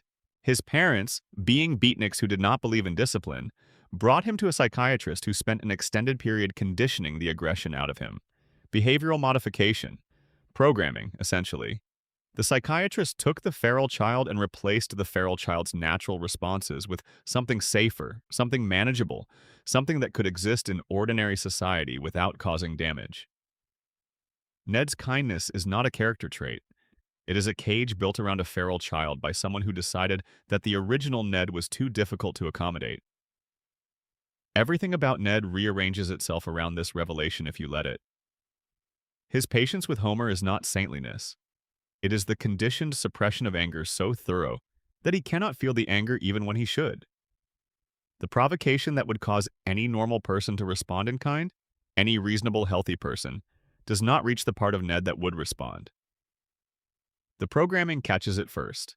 The programming has always caught it first. His faith is not spiritual conviction in the ordinary sense. It is a framework he has adopted because he needs something to explain why he keeps suffering despite doing everything right. He has been good. He has followed the rules. He has been the neighbor, the father, the community member, the Christian. And the world has not rewarded this in the way that the framework promises. Maud is dead. The house fell down. Homer is still Homer. The gap between the life Ned has lived and the life that goodness is supposed to produce is large and visible and has never closed. Faith is how Ned carries that gap. It is the structure that makes the weight bearable, that provides a context in which suffering has meaning, in which the unrewarded goodness will eventually be rewarded somewhere, somehow, in a register he can't yet access. And then there is the matter of God. Homer Simpson has spoken to God directly, multiple times. God has appeared to Homer, communicated with Homer, given Homer signs and instructions and conversations of the kind that most religious people spend their entire lives hoping for without receiving. Homer, who sleeps through church, who approaches theology with the same cheerful indifference he approaches everything, who is not by any conventional standard a spiritual person. Homer has met God. Ned, who goes to church every week, who prays with his children every night, who has organized his entire life around his faith, who has made every sacrifice and maintained every discipline and loved God with the earnest, total love of a person who has nothing else of that magnitude to give. God has never spoken to Ned. This is not incidental. The show returns to it. It is, within the conspiratorial reading, the show's thesis statement about goodness and faith and the structure of a universe that does not keep the promises it seems to make. God talks to Homer. God ignores Ned. The drunk who falls asleep in the third pew gets divine conversation. The devout man who has given his life to the practice of faith gets silence. The person who needs the least reassurance gets all the reassurance. The person who needs it most gets nothing. This is not cruelty exactly. It is something more uncomfortable than cruelty. It is the show suggesting, without saying it directly, in the way the show suggests most of its darkest things. That goodness does not work the way goodness is supposed to work. That the system does not reward righteousness. That all of Ned's careful, patient, programmed decency has bought him exactly as much as Homer's casual, oblivious selfishness has bought Homer. Which is to say, they are both trapped in Springfield. They are both subject to the same contamination, the same impossible time loop, the same reset button that erases consequences. They both lose things they love and recover and keep going. Homer stumbles through it without noticing. Ned notices everything, every injustice and every loss, and every morning he wakes up without Maude, and cannot do anything about any of it because the programming won't let him. Homer Simpson is what happens when you do everything wrong in a system that doesn't punish wrongness. Ned Flanders is what happens when you do everything right in a system that doesn't reward rightness. They live next door to each other. They have always lived next door to each other. The gap between them, the gap between the man who tries and the man who doesn't, has never, in 36 years, closed by a single inch. Because in Springfield, the gap doesn't close. The gap is the system. The gap is the point. Closing. The loop that holds. We have been in Springfield for a long time now. We followed the contamination from the cracked cooling towers to the yellow skin of every resident. We lay down beside Homer in his hospital bed and watched his dream unfold. 30 years of increasingly surreal adventures, all of it generated by a brain trying to hold on to the family it loves. We stood in the town square and looked at the sundial and turned it over, looking for the answer that nobody quite found. We watched Burns survive, again, sustained by the weekly treatments and Smithers' devotion and the self-sustaining machinery of a man too expensive to die. We sat in the town meeting and watched Springfield vote to exile its own truth. We watched Maggie watch everything, from behind the pacifier, from the silence she has chosen and maintained, waiting for something nobody can quite name. We mapped the show's predictions and found in them not magic, but observation. Smart people reading the present clearly enough to describe the future. We followed Mona through the years of her exile and stood at the edge of what Burns did to Homer and what Homer has never been able to fully see. We searched for Springfield on every map and found it nowhere and everywhere. We watched the timeline float and realized we were the ones keeping it there. Every theory we've examined tonight reaches the same conclusion, by a different route. Something is wrong in Springfield. Something structural. Something that runs beneath all the comedy and the callbacks and the familiar faces. The town is contaminated, or it is a dream, or it is a community that has chosen denial so completely that denial has become its nature. The most powerful man in it has been alive too long and knows too much. The truth has been expelled from the city limits. The smartest member of the family has been silent for 36 years. Time has stopped. And we know about it. We've always known about it in the way you know things that you haven't quite articulated yet. We watched the show for decades, and somewhere in the watching, the shape of it became legible. The pattern emerged from the accumulation of episodes, from the repetition of certain moments, from the details that kept appearing in the background and never quite resolving. The show has been telling us something.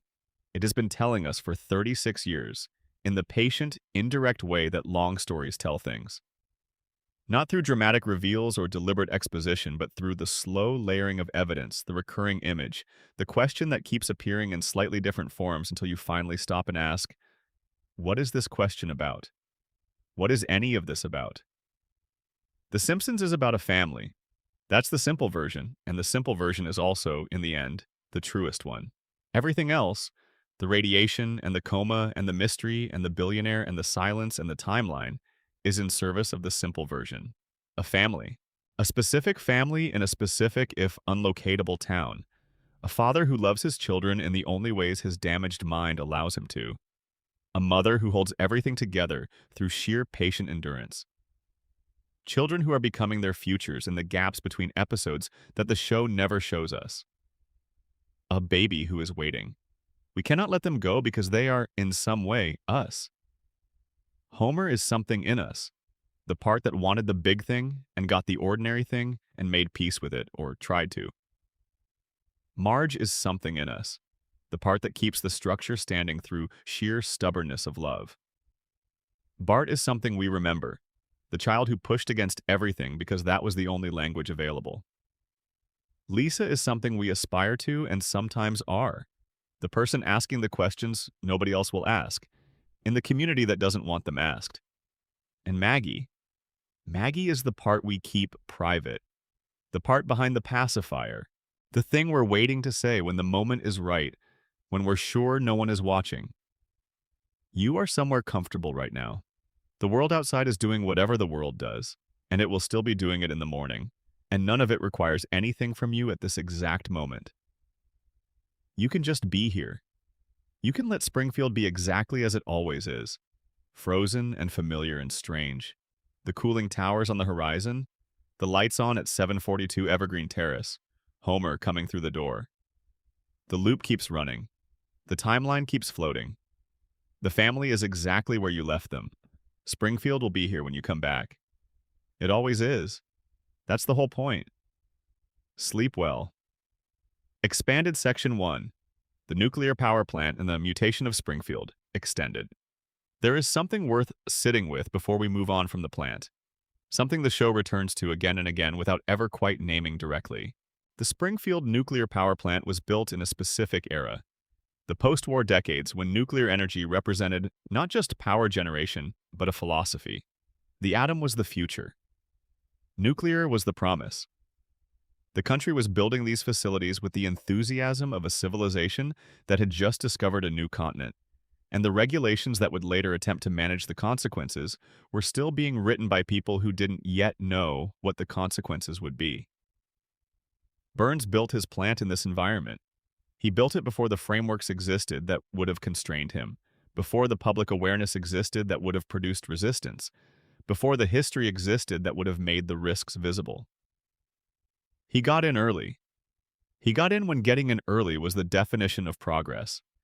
And then the world changed around him, and Burns didn't change with it. The safety standards tightened. The regulatory expectations increased. The understanding of what nuclear contamination could do to a community accumulated, slowly and painfully, through cases that played out in towns whose names are now shorthand for a specific kind of modern tragedy. Burns watched all of this happen and chose not to apply any of it to Springfield. Not because he was unaware, because he had calculated, correctly, that the cost of applying it was greater than the cost of the alternative. The alternative being, Springfield continues to absorb the contamination. Springfield's residents continue to exhibit the effects, and Burns continues to profit from the power plant while managing his own exposure through the medical apparatus that only someone with his resources can access. This is the conspiracy in its simplest form. Burns knows. Burns has always known. He has been running a calculation for decades in which the health of an entire town is a variable on the cost side of a ledger, and the calculation keeps coming out in favor of continued operation. The number 342 stays with you if you let it. 342 violations, documented in a single surprise inspection. Not accumulated over years and then reviewed. Found in one visit, on one day, by inspectors who arrived without warning. The facility had so many problems that you could walk into it on any given day and find 342 things wrong. The cost estimate to correct these violations was $56 million. Burns refused. He is a billionaire many times over. He refused a $56 million repair bill, not because he couldn't afford it, but because paying it would mean acknowledging that the violations had existed, which would mean acknowledging what those violations had done, which would mean being accountable for 30-plus years of deliberate negligence. $56 million was the price of knowing. Burns calculated that not knowing was cheaper. And the remarkable thing, the thing that the conspiracy finds most remarkable, the detail that makes the theory feel like it has real teeth, is that the town's safety inspector during all of this, the person who was supposed to prevent the 342 violations from accumulating in the first place, was selected for this role with what appears to be some care. Homer Simpson did not get this job by accident. He did not wander into it through the ordinary course of employment. He was hired, specifically, and he was kept, specifically, and when he was briefly replaced by more competent workers. As happened when German investors purchased the plant and immediately assessed the situation with clear eyes. Burns moved to restore him, bought the plant back, rehired Homer within days. A competent safety inspector is Burns' enemy. An incompetent one is his infrastructure. Homer is not a mistake in Burns' operation. Homer is a feature of it. The presence of Homer Simpson in the safety inspector's chair is the mechanism by which the violations remain unaddressed, the leaks remain unreported, the contamination continues to flow into the water table and the soil and the bodies of everyone in Springfield who has ever turned on a tap. Now consider what the crayon episode adds to this reading. Homer, as a child, pushed a crayon up his nose far enough that it lodged in his brain. The crayon suppressed his cognitive function. He grew up with a lower IQ than he would otherwise have had, went through his entire life with this object in his skull, saw doctors, Springfield doctors, without anyone finding it, and became the man we know. Amiable, limited, incapable of the kind of sustained critical thinking that might lead him to look at his workplace and ask hard questions. The conspiracy asks, is it possible that someone knew about the crayon and did not remove it? The Springfield medical establishment, like every other institution in Springfield, exists in a relationship of dependency with Burns. Burns is the economic center of the town. His plant employs a significant portion of the population directly or supports it indirectly. The doctors of Springfield, like the politicians of Springfield, like the teachers of Springfield, operate within a system that Burns owns in most of the ways that matter. If Burns's influence extends to the medical infrastructure of the town he effectively controls, if there is an informal but functional understanding that certain things about certain patients are better left unaddressed, then Homer's crayon is not an accident that slipped through inadequate medical care. It is a maintenance feature. It is the thing that ensures Homer will never, no matter how many years he spends in the reactor room, develop the cognitive capacity to understand what the reactor is doing to him. The crayon in Homer's brain is the lock on the door. The radiation is the room. And Burns holds both keys. The wildlife confirms what the human evidence makes ambiguous. The fish have 3 eyes. The birds near the plant show unusual colorations and behavioral patterns in the episodes, where the writers allow the camera to linger long enough on Springfield's ecology to notice. Santa's little helper, the Simpson family dog, has the same bulging eyes as his owners, the same physical proportions that deviate from normal canine anatomy in directions consistent with the rest of the household. The contamination is in the biology of Springfield's fauna as clearly as it is in the biology of its human population. And this is significant because animals don't have the option of denial. They can't vote to ignore the evidence. They can't make it legally prohibited to mention the 3 eyes. They just have them. The fish just have them. The mutation is there in the bodies of Springfield's non-human residents without any of the social machinery that manages how the human residents process the same information. The wildlife is Springfield's truth-telling device, and Springfield has made a mascot of Blinky. Expanded. Section 2. Homer's coma. Extended. There are details in the coma theory's accounting of the show that get more interesting the closer you look. The episode that triggers it, So It's Come to This, a Simpsons clip show, aired on April Fool's Day, 1993. This seems like the kind of coincidence that shouldn't be significant, and in a production sense, it probably isn't. The show's scheduling was not organized around creating symbolic resonance with the premise of a major fan theory that wouldn't be developed for years. But in the retrospective reading the coma theory invites, April Fool's Day is the perfect date. Homer is hospitalized through a prank. The most famous interpretation of the show insists that Homer's apparent recovery was itself the prank, the final April Fool's joke, the one that has been running for 30 years. The joke is on Homer. He thinks he woke up. He didn't. The 5% brain loss detail is the one that has always bothered attentive watchers, because the show doesn't play it straight even in the moment. Homer is told that he has permanently lost 5% of his brain function. His response is to laugh. He laughs without knowing why he's laughing. He laughs because the laughter is a symptom of the damage, the kind of inappropriate, affective response that appears in patients with certain kinds of brain injury.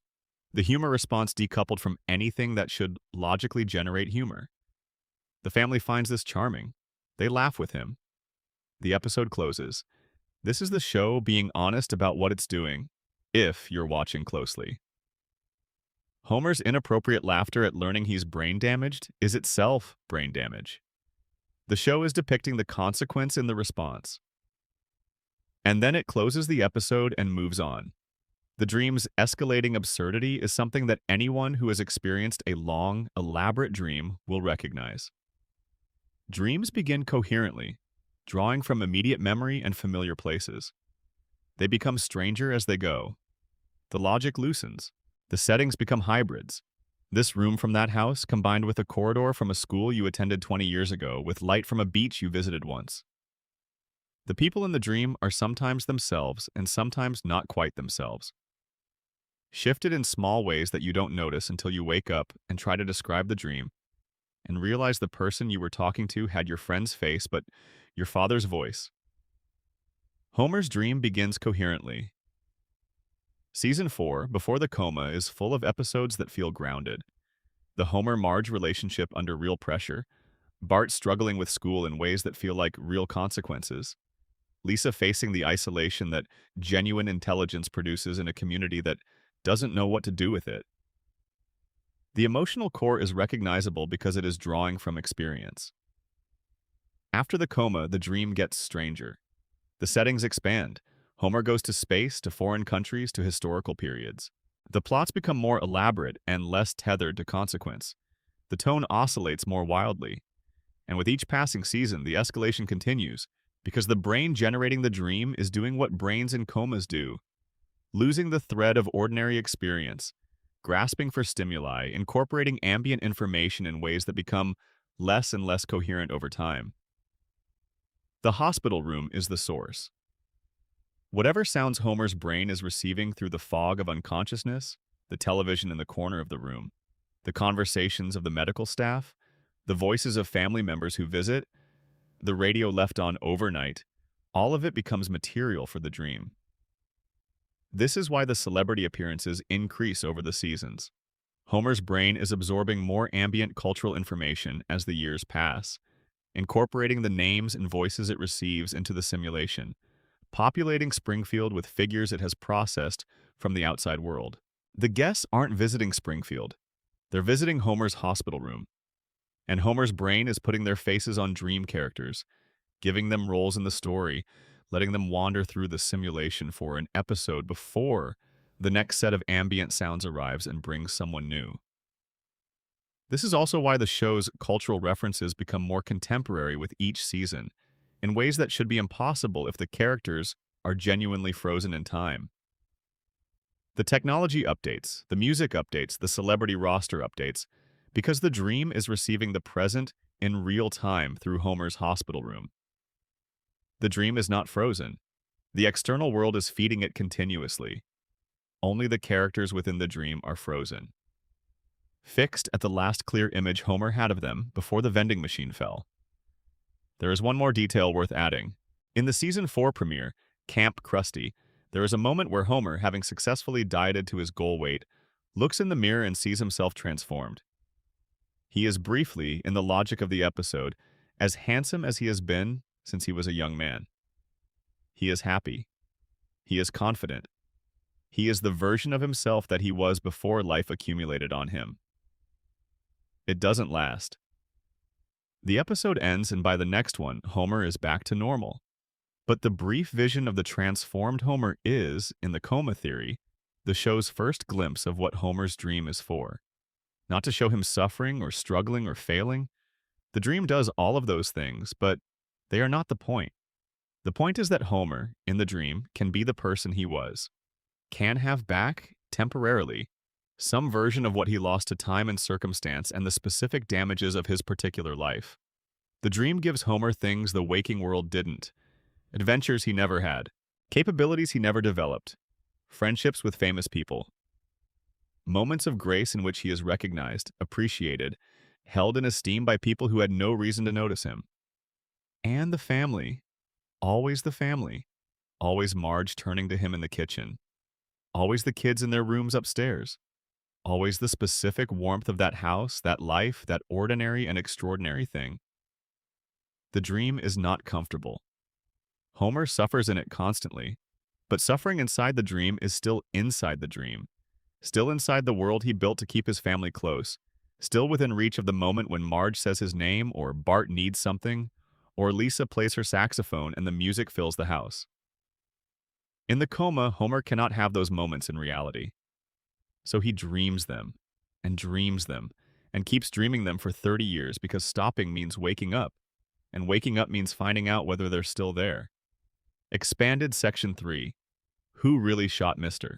Burns? Extended. Let's go back to the contest because the contest is the most revealing part of this whole story, and it tends to get underweighted in discussions of the mystery. Fox ran an actual prize competition. The winner would be animated into a future episode of the show. This was a significant prize, not a merchandise bundle, not a gift card. You would become part of the show. Your face, your likeness would appear in The Simpsons. At the peak of the show's cultural dominance, this was an extraordinary offer. Thousands of entries were submitted. The producers, upon reviewing a sample of the entries, found that nobody in the sample had guessed correctly. Not one. The prize was awarded anyway, randomly, to someone who hadn't solved the mystery, and the prize was converted from the animation appearance to a cash payment because there was no correct answer to reward. This is strange. The show was promoted on the premise that the mystery was solvable, that the clues in Part 1 contained enough information for a careful viewer to identify the shooter before Part 2 aired. Fox ran the contest on this premise. America participated on this premise. And when the answer came, essentially nobody had gotten there.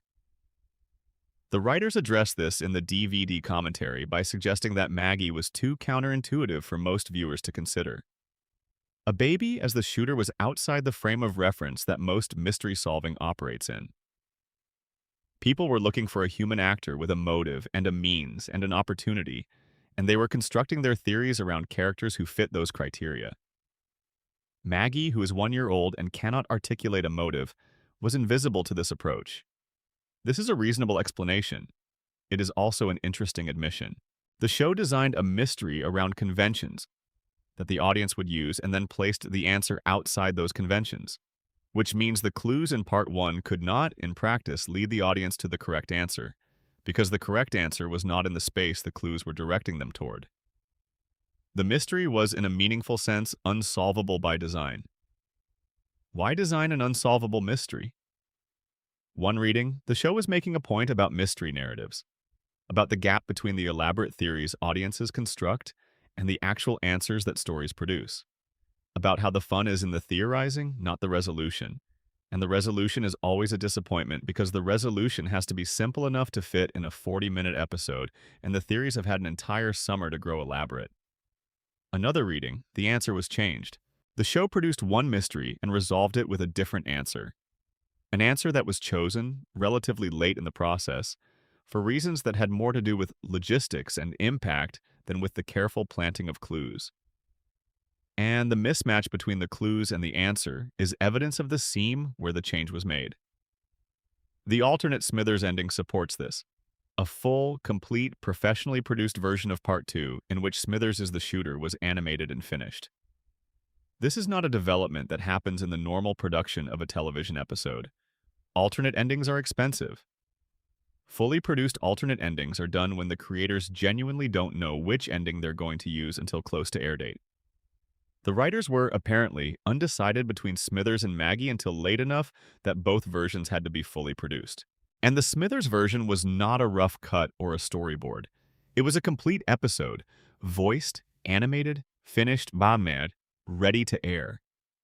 It was shown to audiences in a later clip show with a winking caveat about how it couldn't be the real answer because the DNA evidence would have had to be ignored. The DNA evidence. The DNA evidence says it was a Simpson. Not which Simpson. A Simpson. This narrows the field to 5 people. Homer, Marge, Bart, Lisa, Maggie. The show chose Maggie, but the evidence, taken on its own terms, is consistent with any of them. And then Homer's Season 18 confession. Homer, in a clip show episode, states that he was the one who shot Mr. Burns. The show plays it as a gag. The audience is expected to understand it as Homer saying something ridiculous, the kind of claim Homer makes for attention without any grounding in reality. Homer does this sometimes. He exaggerates, confabulates, tells stories about himself that are too good to be entirely true. But the show has also established, over 36 seasons, that Homer's relationship with the truth is complicated in a specific direction. He tends to tell certain true things as if they're jokes, because telling true things seriously is difficult for him. He reveals information about himself in comic registers because the serious register is too heavy to use directly. Homer's confessions, when they come, often come wrapped in comedy, precisely because they couldn't come any other way. If Homer shot Mr. Burns, if the DNA on the gun was Homer's, and the eyelash was Homer's because Homer is the one who held the gun and fired it, then the entire machinery of the investigation's resolution is a misdirection. The police found the right family and blamed the wrong member. Maggie was blamed because Maggie couldn't be convicted, and Homer was released because the baby had taken the fall. And Burns, waking from his coma, named the baby. Burns, who recognized his attacker in the parking lot and said, "Oh, it's you," Burns knew. And Burns chose to name the person who could not be punished, either because he couldn't face naming Homer, or because someone asked him to choose an answer that would close the case, or because a man who runs a nuclear power plant through strategic incompetence, who has spent decades managing what people in Springfield know and don't know, understood instinctively how to manage the situation. Close the case, name someone harmless, move on. The conspiracy lives because Burns is too smart for the official story. He did not accidentally fall on a sundial in a way that pointed at his attacker's initials, then wake up from a coma and happen to confirm those initials. He is too calculating for that level of coincidence. Everything Burns does is deliberate. The whole structure of his life is deliberate. The accident doesn't fit him, which means the resolution of the mystery fits Burns, exactly as he designed it to fit. Expanded Section 4. Mr. Burns's Immortality, Extended. The history of the Burns family is, within the show's logic, genuinely ancient. Burns has, across the run of the series, referenced personal involvement in events spanning more than a century. He has spoken about figures from the Gilded Age as contemporaries. He attended Yale. He was present for events of the early 20th century that are now studied in history courses. His wealth predates modern regulatory frameworks. His family fortune predates the kind of institutional accountability that might have constrained it. The show has depicted the Burns family tree in several episodes, and the pattern is consistent. The family has maintained continuous dominance over their fortune and influence for a span of time that makes most American institutions look recent. They were wealthy before the Civil War. They were powerful before the Depression. They have been present and influential through everything that has defined American economic history, adapting to each new era not by becoming different, but by purchasing whichever version of power the new era required. This kind of continuity, the kind that spans genuine generational time, not just decades but centuries, does not happen through ordinary succession. It requires either extraordinary luck maintained across many generations or extraordinary measures. The Burns immortality theory takes the extraordinary measures route. If Burns in the current era is surviving through weekly radiation treatments and the medical apparatus of extraordinary wealth, then the question naturally arises: what did previous Burns patriarchs use? Before nuclear medicine, before experimental treatments, before the specific combination of chemistry and radiation that keeps the current Burns functional. The show doesn't answer this, but it establishes the premise consistently enough that the question is legitimate.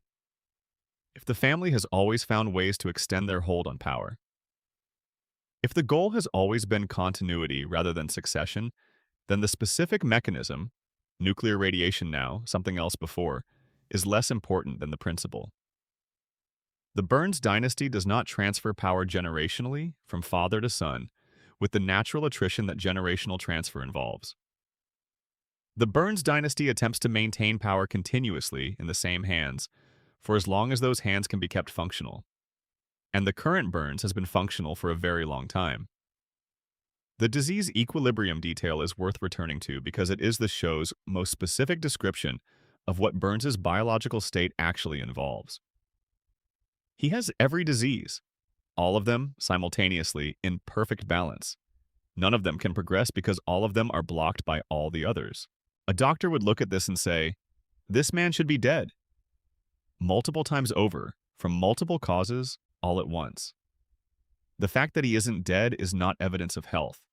It is evidence of a kind of biological impasse, a situation where the forces that would destroy him have achieved a stalemate, and the stalemate is what keeps him functioning. The radiation treatments maintain the stalemate. They are, in the show's own terminology, what prevents any single disease from gaining the upper hand. They are weekly recalibrations of a system that would otherwise collapse. Miss one treatment, and the equilibrium shifts. One disease gains a small advantage. That advantage compounds. Within days or weeks, the stalemate is broken, and all of the accumulated diseases rush forward at once. There is something almost elegant about this, in the dark way that the show finds elegance in dark things. Burns is kept alive not by health, but by perfect dysfunction.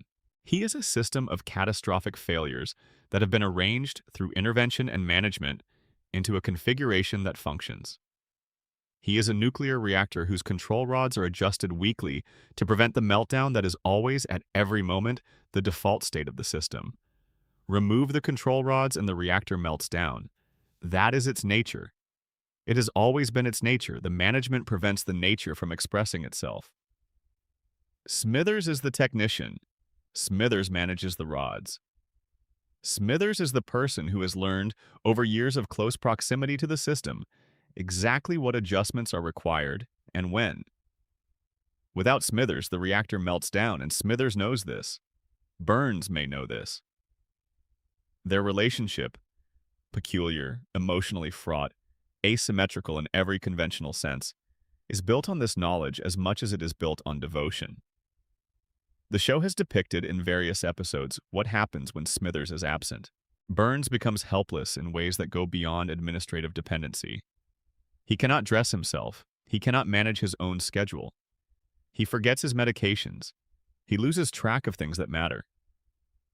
These are played as comedy, the extreme dependency of a powerful man on his servant, but within the immortality framework, they read differently. Burns is not helpless because he's been coddled.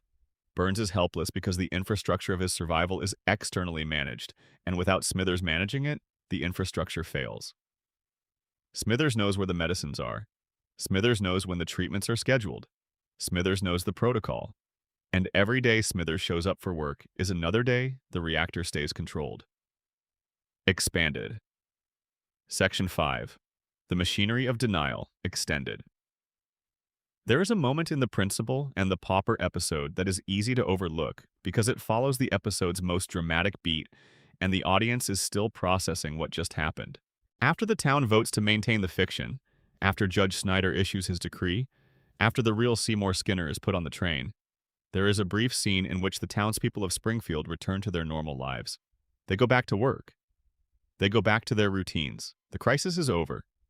The agreed-upon version of reality has been confirmed and defended, and any threat to it has been removed.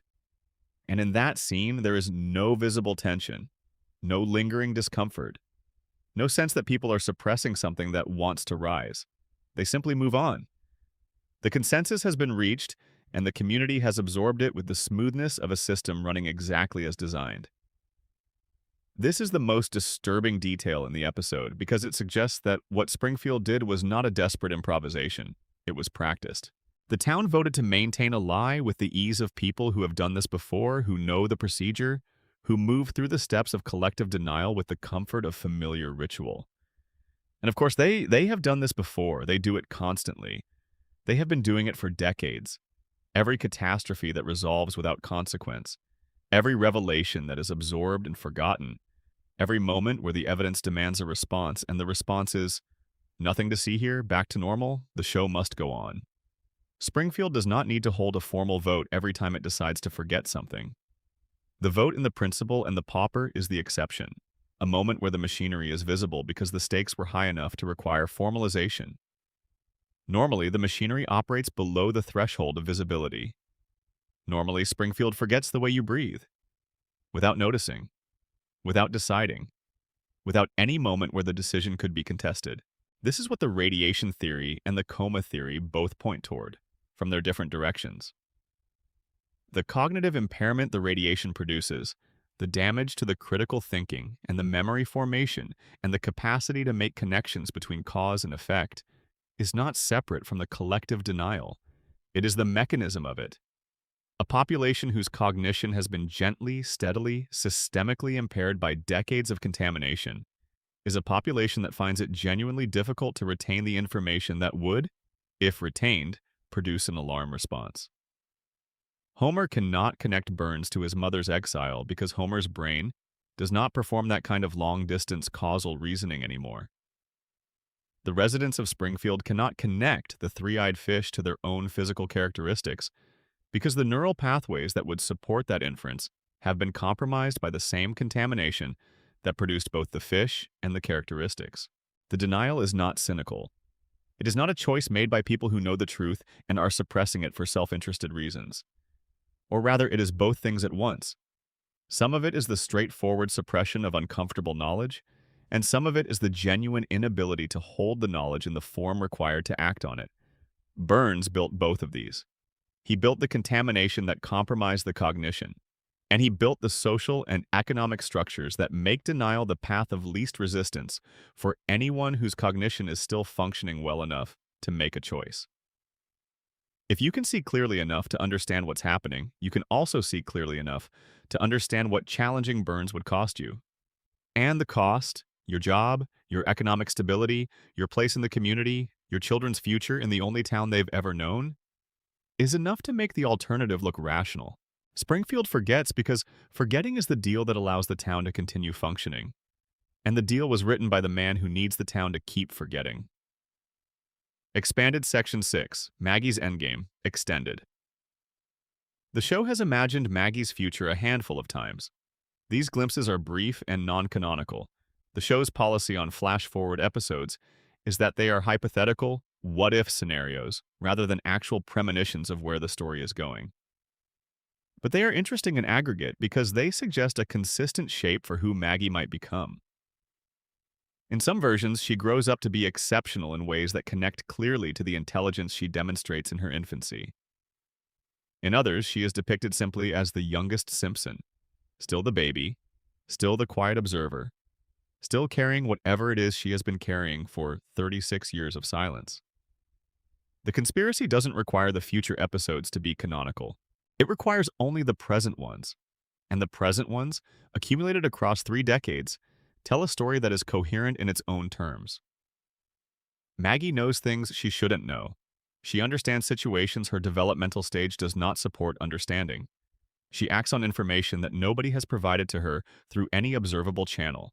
She is the member of the Simpson family who, over and over, in episode after episode, knows what is happening before the adults around her do, responds to it effectively before the adults can mobilize, and then returns to her default presentation, passive, small, quiet, the baby in the corner, before anyone has time to register that something unusual just occurred. This is not the behavior of a delayed infant. This is the behavior of a deeply skilled operator. The show has occasionally given us glimpses of what Maggie is like when the disguise slips slightly. In group settings with other infants, particularly in episodes that revisit the daycare environment or the early social world of Springfield's youngest residents, Maggie is not merely present. She is the center of gravity. The other infants orient toward her. They respond to her signals, follow her leads, wait for her cues in ways that suggest a social hierarchy that the adults managing these spaces have completely failed to notice. Maggie runs the daycare. She has been running it since before she could walk reliably. The teachers see babies. Maggie sees a political situation with a clear power structure and acts accordingly. And then she goes home and chews her pacifier, and Homer hands her to Marge, and nobody has the slightest idea. The question of what Maggie is waiting for, what endpoint all this preparation and observation is oriented toward, is the show's only genuinely open conspiracy. Every other mystery in Springfield has an official answer, however inadequate. The shooting has Maggie. The plant's impact has been half acknowledged. Burns's age has been noted and passed over. The town's denial has been documented and rationalized. But Maggie's endgame has never been hinted at. The show has been careful not to give it a shape. She is the variable that remains genuinely unresolved, the element that the show has protected from resolution, possibly because the resolution would require Maggie to speak. And if Maggie speaks, the disguise falls. And if the disguise falls, Springfield has to reckon with what has been living in that house on Evergreen Terrace for 36 years. The most patient person in Springfield, the most intelligent person in Springfield, the most overlooked person in Springfield. Waiting. Expanded Section 7. The predictions extended. Let's slow down on the Trump prediction specifically because it is the one that captures people most completely and it deserves more careful handling than it usually gets. The episode Bart to the Future aired in March 2000. It was, by the standards of the show at that point in its run, an unremarkable episode. A Bart-focused story about a vision of his future life, played mostly for the comedy of adult Bart being as useless as child Bart. The Trump reference was not the episode's focus. It was background information, establishing context for President Lisa's political situation. Trump had, as of 2000, already run for president once, a brief, widely mocked campaign in 1999 and 2000 that generated attention primarily because it was Trump and everything Trump did generated attention. But that was not taken seriously as a genuine presidential bid. The Simpsons writers, in making Trump Lisa's predecessor, were not predicting a Trump presidency. They were making a joke about a specific, already existing cultural phenomenon. The idea of Donald Trump running for president, which had already happened at least once, which fit into a pattern the show had been satirizing for years. The transformation of American politics into a branch of the entertainment industry, the logic by which celebrity conferred political legitimacy, the direction in which celebrity and ambition were pointing. Trump becoming president was, from this perspective, not a surprise. It was the next step in a trajectory that was already visible in 2000. The writers saw the trajectory, extrapolated forward, and the extrapolation turned out to be accurate, not because they had supernatural foresight, but because the trajectory was real and they were paying close attention to it. This is what good satire does. It reads the present so clearly that the future it describes is not a prediction, but a projection. The obvious next point on a line that was already being drawn. The Simpsons in 2000 was saying, "Look where this is going." And 16 years later, that's where it went. What makes this more interesting than simple coincidence is the specific detail. Not just that a celebrity became president, but that this specific celebrity became president. The show didn't say some TV personality or some businessman. It said Trump, by name. And the name was accurate. But this is also explicable without prophecy. Trump had been publicly flirting with a presidential run for over a decade. He was a household name. He was associated, in the popular imagination, with a specific kind of American excess and ambition. Choosing him as the president in a satirical future about American politics was not a random selection from an infinite field of possibilities. It was the obvious name to use, given what Trump had already signaled about himself and what he represented culturally. The prediction is a good one. It is impressive in retrospect. And it is also, when examined closely, the product of attentive observation rather than anything magical. Now, the cultural influence argument. This is where the theory gets genuinely interesting and somewhat harder to dismiss. The Simpsons has been watched by a significant portion of the American population for 36 years. Its jokes have entered the language. Its premises have shaped how people think about certain cultural phenomena. The nuclear plant as a symbol of industrial negligence. The corrupt local billionaire as a figure of power. The incompetent government as the default condition rather than the exception. These are not ideas that the show invented, but the show gave them a specific form, a visual language, a comedic vocabulary, a set of images that became cultural shorthand. And cultural shorthand shapes cognition. The things we have images and phrases for are easier to recognize, easier to process, easier to accept as familiar rather than shocking. When the Disney-Fox merger happened in 2019, the reaction was less, "This is an outrage," and more, "Well, of course they did." The Simpsons had already presented media consolidation to this extreme as an obvious satirical target. The event, when it happened, felt like the completion of something already gestured at, something that had been in the cultural air for long enough to feel inevitable. The show didn't predict it. The show made it feel inevitable, and things that feel inevitable have a way of becoming inevitable. Expanded Section 8. Mona Simpson, Extended. There is something worth adding to Mona's story that the show handles with particular delicacy. Mona Simpson spent roughly 27 years as a fugitive. 27 years living under assumed names, in various locations, unable to contact her family, watching her son grow up through whatever scraps of information she could gather from a safe distance.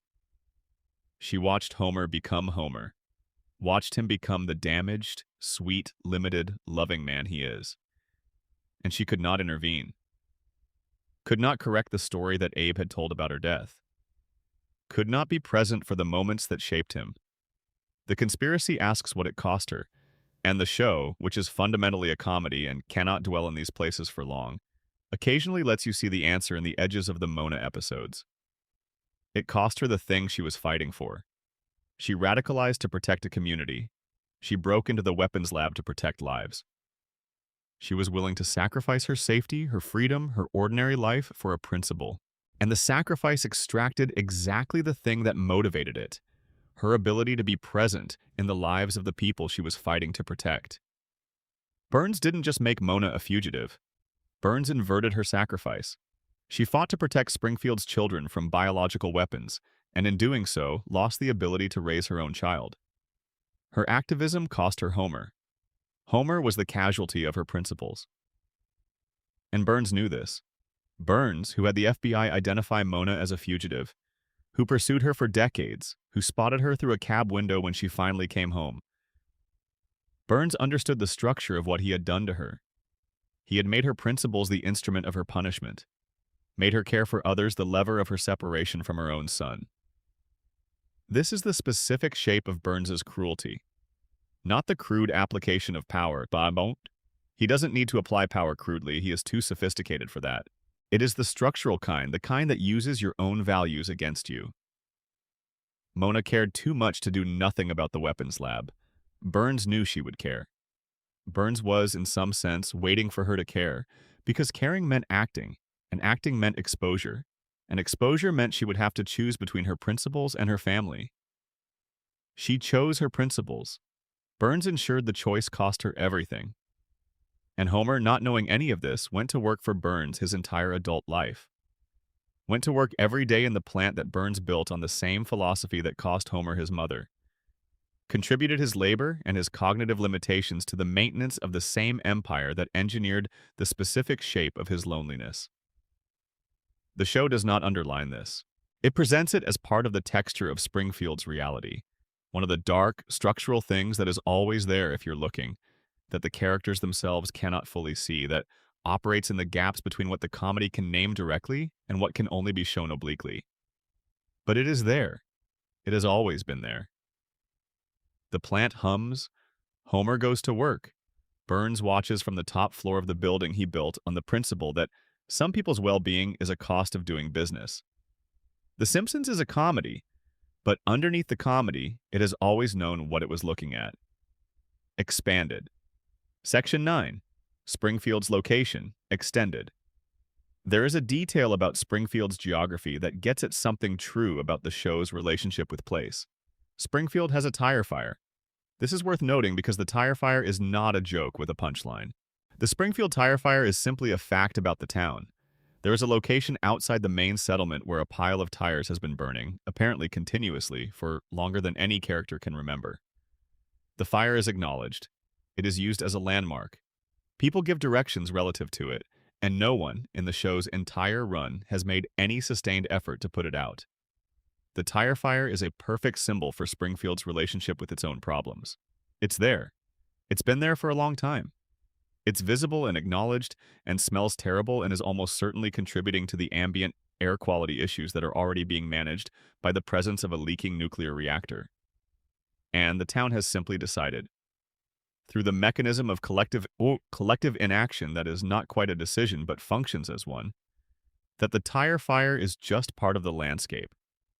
This is how Springfield processes everything that should generate urgent response. The three-eyed fish is Blinky the mascot. The cracked cooling towers are the view from downtown. The tire fire is the landmark you turn left at. The catastrophes become features.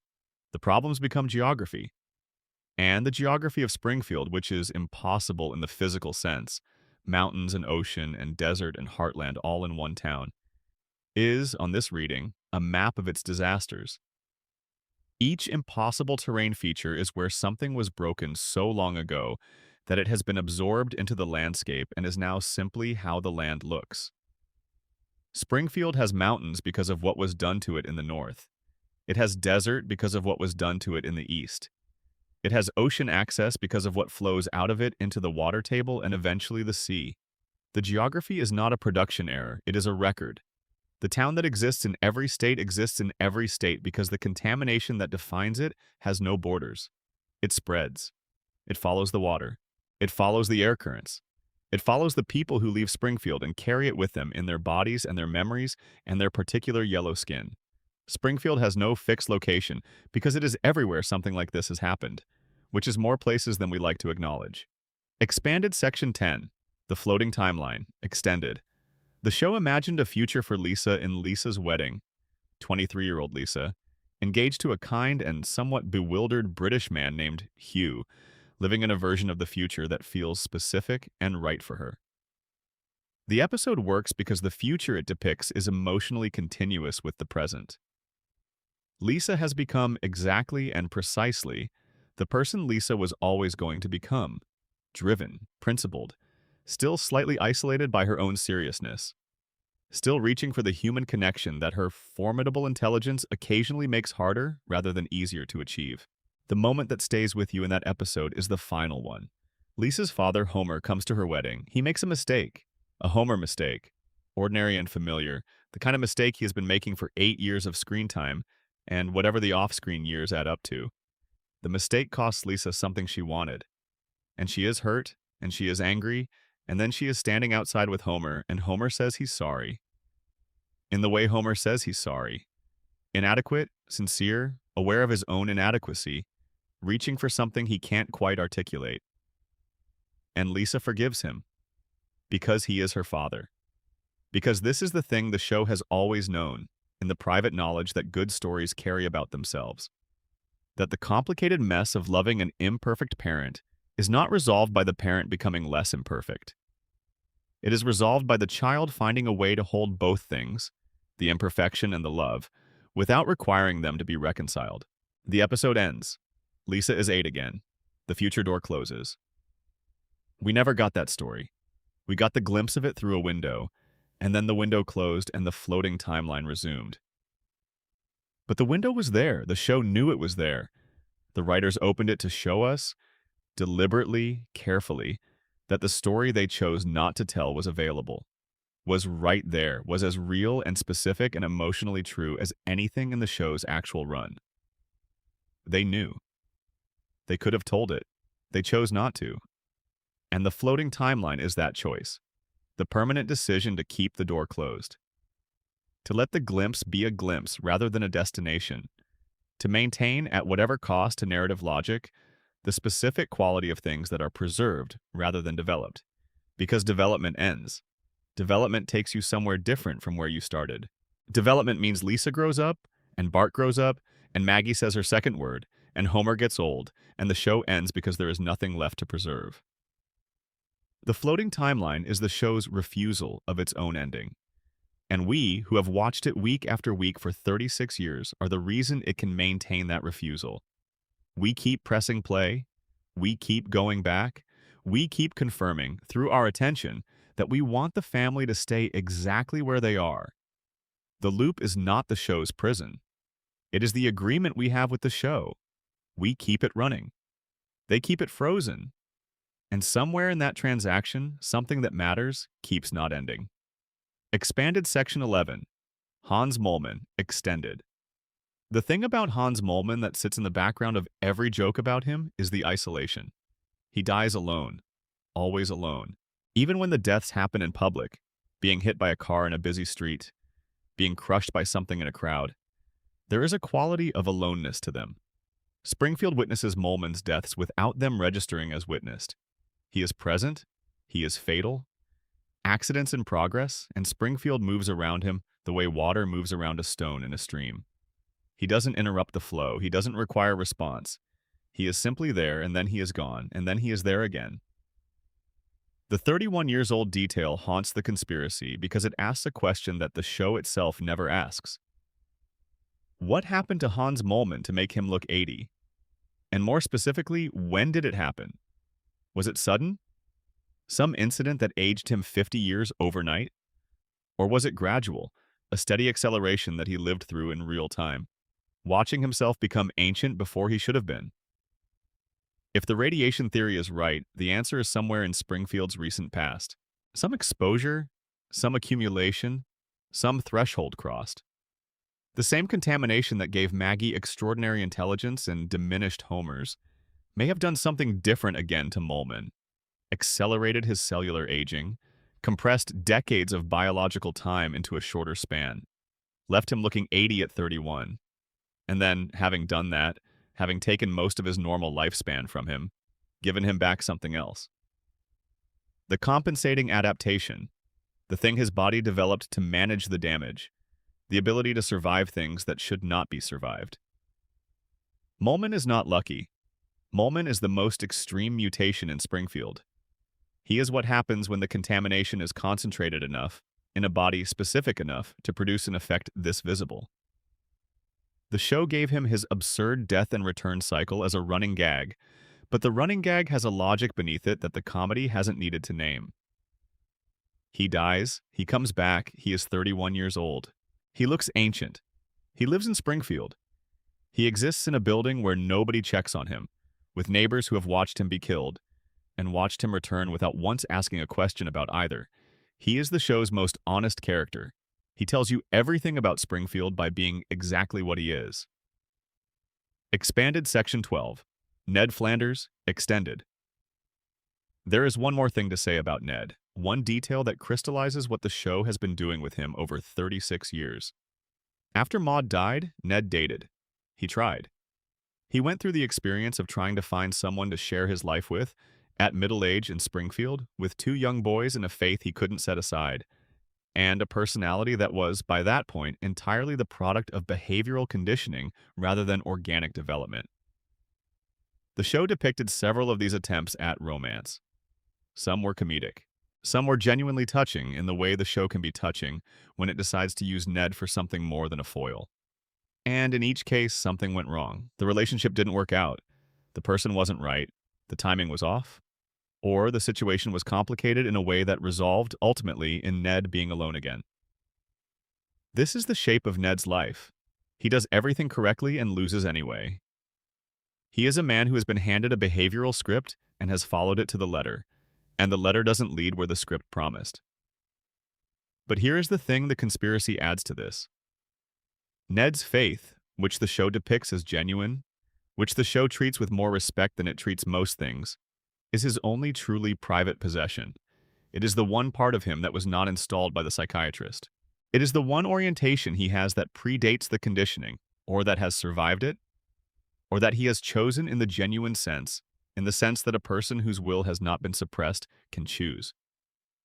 And God talks to Homer, the drunk in the pew, the man who approaches his relationship with divinity as he approaches everything else, with good intentions and zero sustained effort.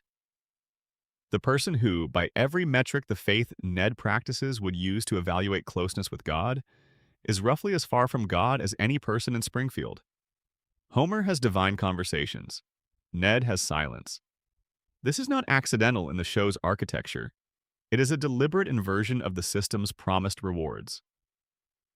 The show built Ned as the character who should receive the things his faith promises: comfort, meaning, the sense of being seen and known by something larger than himself. And then the show gave all of those things to Homer. Because the show is, in part, about systems that don't work the way they're supposed to. About the gap between what is promised and what is delivered. About the people who do everything right in a world that has never quite committed to rewarding rightness. Ned is the clearest expression of this. He is the experiment made visible. He has lived the life of a person who should receive the rewards. And he has received, instead, a dead wife, a broken house, a neighbor who will never appreciate him, and a divine silence so complete that the man on the couch, who falls asleep in front of the TV, gets more communication from God than the man on his knees asking sincerely. Springfield does not reward goodness. Springfield manages it, keeps it contained, keeps it next door to the kind of failure that doesn't ask hard questions. And Ned Flanders keeps performing the goodness because it is all he knows how to do. And somewhere in the performance, somewhere beneath the programming and the loss and the silence, something that might be actual faith keeps him going. That's the saddest thing in Springfield. Not the contamination, not the stolen childhoods, not the men who live forever through wealth, and the men who die repeatedly through poverty. The saddest thing in Springfield is Ned Flanders waking up every morning and choosing, again, to be good. Not because it has ever worked, because it is the only thing left that he chose. Deep Dive. The Springfield Nuclear Plant. A full investigation. Let's go back to the beginning, and this time, let's take our time. The Springfield Nuclear Power Plant exists in the show's universe as what's called a 2-unit pressurized water reactor facility. This is specific terminology. The show, which often plays loose with technical detail when looseness serves the comedy, is occasionally quite precise about the plant's design. A pressurized water reactor is one of the most common reactor types in commercial nuclear power generation. Water is used as both coolant and neutron moderator. The primary coolant loop carries water through the reactor core, where it is heated by the fission reaction, and then transfers that heat to a secondary loop via a steam generator. The steam drives turbines, which generate electricity. In a properly maintained pressurized water reactor, this is a safe, effective process. The key phrase, of course, is properly maintained. The Springfield plant is not properly maintained. This is established early, maintained consistently, and occasionally treated as the entire premise of an episode. The facility has been described in various episodes as having cooling towers that were patched with chewing gum after developing structural cracks. Plutonium, a radioactive material with a half-life of 24,100 years, has been used as a paperweight. Radioactive waste has been dumped into local waterways and onto playgrounds in the vicinity of the facility. Pipes that should be sealed are not sealed. Systems that should be functioning are bypassed or broken or simply absent.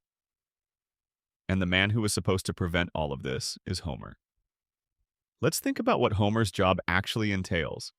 A nuclear safety inspector is responsible for monitoring compliance with safety regulations, identifying and documenting violations, ensuring that corrective action is taken before violations can cause harm, and reporting to regulatory bodies when compliance cannot be maintained internally.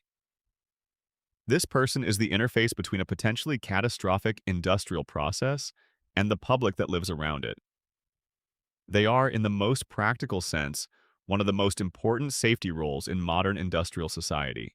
Homer has held this role for the entirety of his adult life. Homer, who, by the show's own accounting, has an IQ that places him at the lower end of cognitive function, who has a foreign object lodged in his brain that suppresses his intellectual capacity, who treats his monitoring responsibilities with the same cheerful indifference he brings to his relationship with food and television. The conspiracy's argument is that this is not an accident of hiring. The German investors who briefly purchased the plant had clear and clinical eyes. They assessed Homer's performance and terminated his employment within days. They looked at the plant through the lens of genuine accountability and determined that Homer's continued presence was unsustainable. A person who takes the safety inspector role seriously, who approaches the job with competence and integrity, is the biggest threat Burns faces. Burns bought the plant back and rehired Homer. This is presented in the episode as Burns being sentimental or irrational, or motivated by something other than business logic. But the conspiracy reads it differently. Burns knew exactly what he was doing. He was restoring the mechanism that kept his violations unaddressed. He was putting the person who could not see back in the seat where not seeing was the job requirement. The violation count of 342 is the most cited figure in discussions of the plant, but it is worth asking what 342 violations actually looks like in practice. In a facility with that many documented problems, there is no coherent safety culture. There is no shared understanding among employees that safety matters, that procedures exist for good reasons, that the regulations are not obstacles but protections. When 342 things are wrong simultaneously, the implicit message to everyone working there is, the rules are optional. The oversight is theatrical. We are here to produce electricity, not to maintain standards. This culture shapes Homer, not because Homer chose it, but because it is the environment in which Homer has developed his professional identity. Homer's approach to safety, casual, distracted, fundamentally unconcerned, is not idiosyncratic. It is the norm. The plant produced the culture, and the culture produced Homer. And Homer maintains the culture, and the culture maintains the violations, and the violations maintain the contamination. It is a closed system. It was designed to be a closed system, and the human cost of the system is visible in every character who has spent time near it. Lenny Leonard and Carl Carlson, Homer's two closest friends at the plant, the men he has worked beside throughout his adult life, show specific markers consistent with chronic low-level radiation exposure. Their skin tone, their physical characteristics, their occasional references to health problems that are played as jokes, but that, mapped against what we know about the plant, fit a pattern. Carl, in particular, is a character the show has occasionally used to hint at something darker beneath the workplace comedy. There are episodes where Carl expresses a weariness, a quiet resignation, that reads less like character texture and more like a man who has worked somewhere difficult for a long time and has made his peace with it in ways that aren't entirely peace. These are small details. Individually, they are nothing. But the conspiracy framework is built from small details, accumulated over decades, and accumulated, they compose something that the show has never named directly, but has never quite denied. The Springfield nuclear power plant is the first answer to every question Springfield generates. Why do the characters look the way they do? The plant. Why does the town forget things it should remember? The plant. Why is the most powerful person in town so grotesquely old and yet so functional? The plant, or rather, the knowledge of the plant, and its effects, which he has used to manage his own survival. Why is the safety inspector the least qualified person for the role? The plant. Specifically, the deliberate design of the plant as a system that requires underqualified safety oversight to continue operating as it does. The plant is not background. The plant is the architecture. Deep dive. The coma and what it means for every relationship. Let's stay with Homer in the hospital for a while. The coma theory is usually discussed in terms of what it explains about the show's structure, the frozen time, the escalating surreality, the celebrity appearances. These are the formal properties that the theory illuminates. But the emotional center of the theory is something else. It is the relationships. If Homer is dreaming, if the whole show since April 1993 is the product of an unconscious mind generating a simulation, then every relationship in the dream has a particular quality. Every person Homer interacts with is, in some sense, Homer's version of that person. Not the actual person, but Homer's memory and imagination of them, elaborated over decades of dream time into something that feels complete. Marge, in the dream, is the Marge Homer knew up to 1993. The Marge he had spent years with, had 2 children with, had built a life with. She is elaborated by the dream into something fully realized.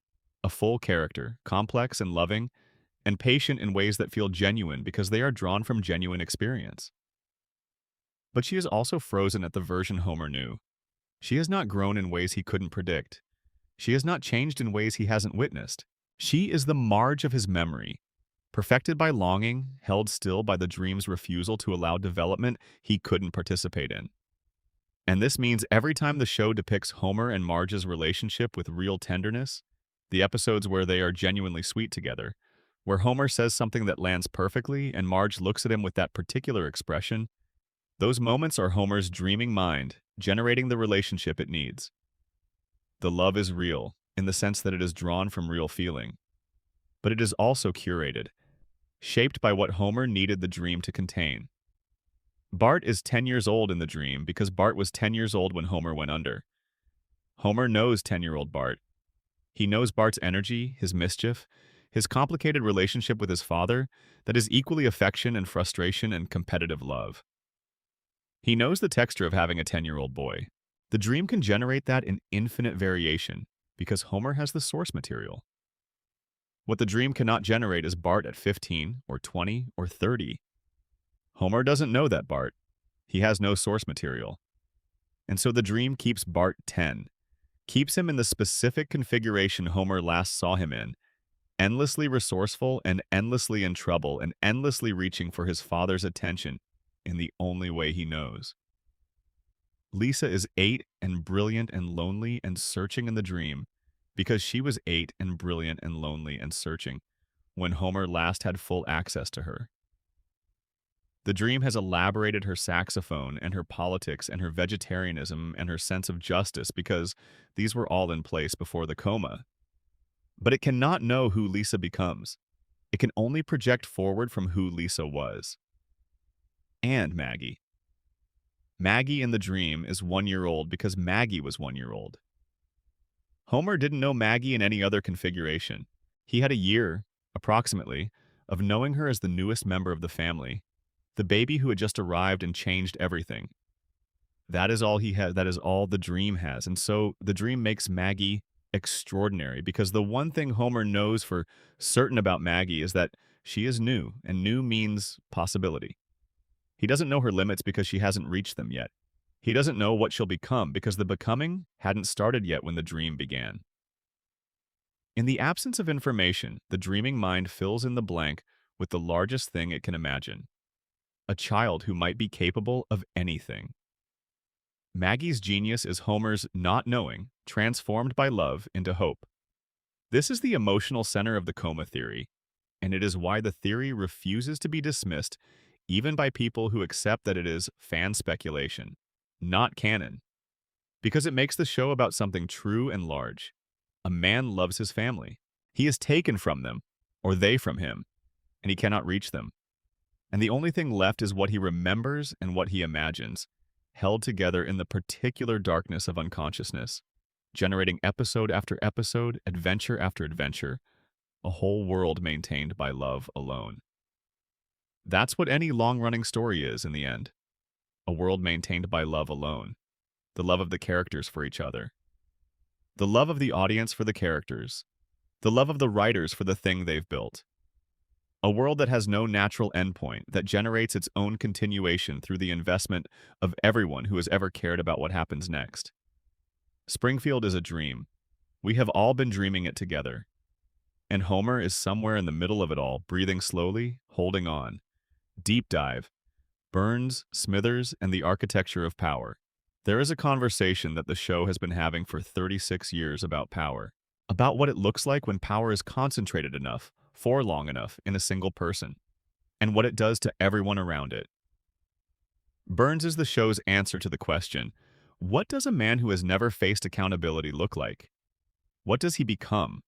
What does he want? He wants more. That is the consistent answer. Burns always wants more. More money, more power, more control over the systems around him. More of whatever he currently has. The want is not strategic in the way that ordinary ambition is strategic. It is not pointed toward a specific goal, a specific endpoint where Burns would feel satisfied. It is the want of a man who has wanted for so long that the wanting has become structural, has become part of how he processes the world. He blocked out the sun. It is worth returning to this because it is the most grandiose expression of this want in the show's entire run. Burns was not satisfied with running the most powerful corporation in Springfield. He was not satisfied with the economic dominance he already possessed. He built a machine to take the sun away from everyone in Springfield so that they would have no choice but to purchase electricity from his plant. He took the sun, and the show plays this as the villainous excess that finally pushed the entire town to the breaking point. The thing that made even the most passive Springfield resident angry enough to confront him. But it is also, in a straight-faced reading, the logical conclusion of everything Burns has been doing throughout the show. He has always been taking things from Springfield. The oil from under the school, the clean water from the river, the cognitive function of the residents via the plant's contamination, the safety that a properly maintained nuclear facility could have provided, the childhood of his employee's son via the pursuit of the employee's mother. The sun was just the one he did in public. Everything else was done quietly, over time, without ceremony, in the ordinary course of business.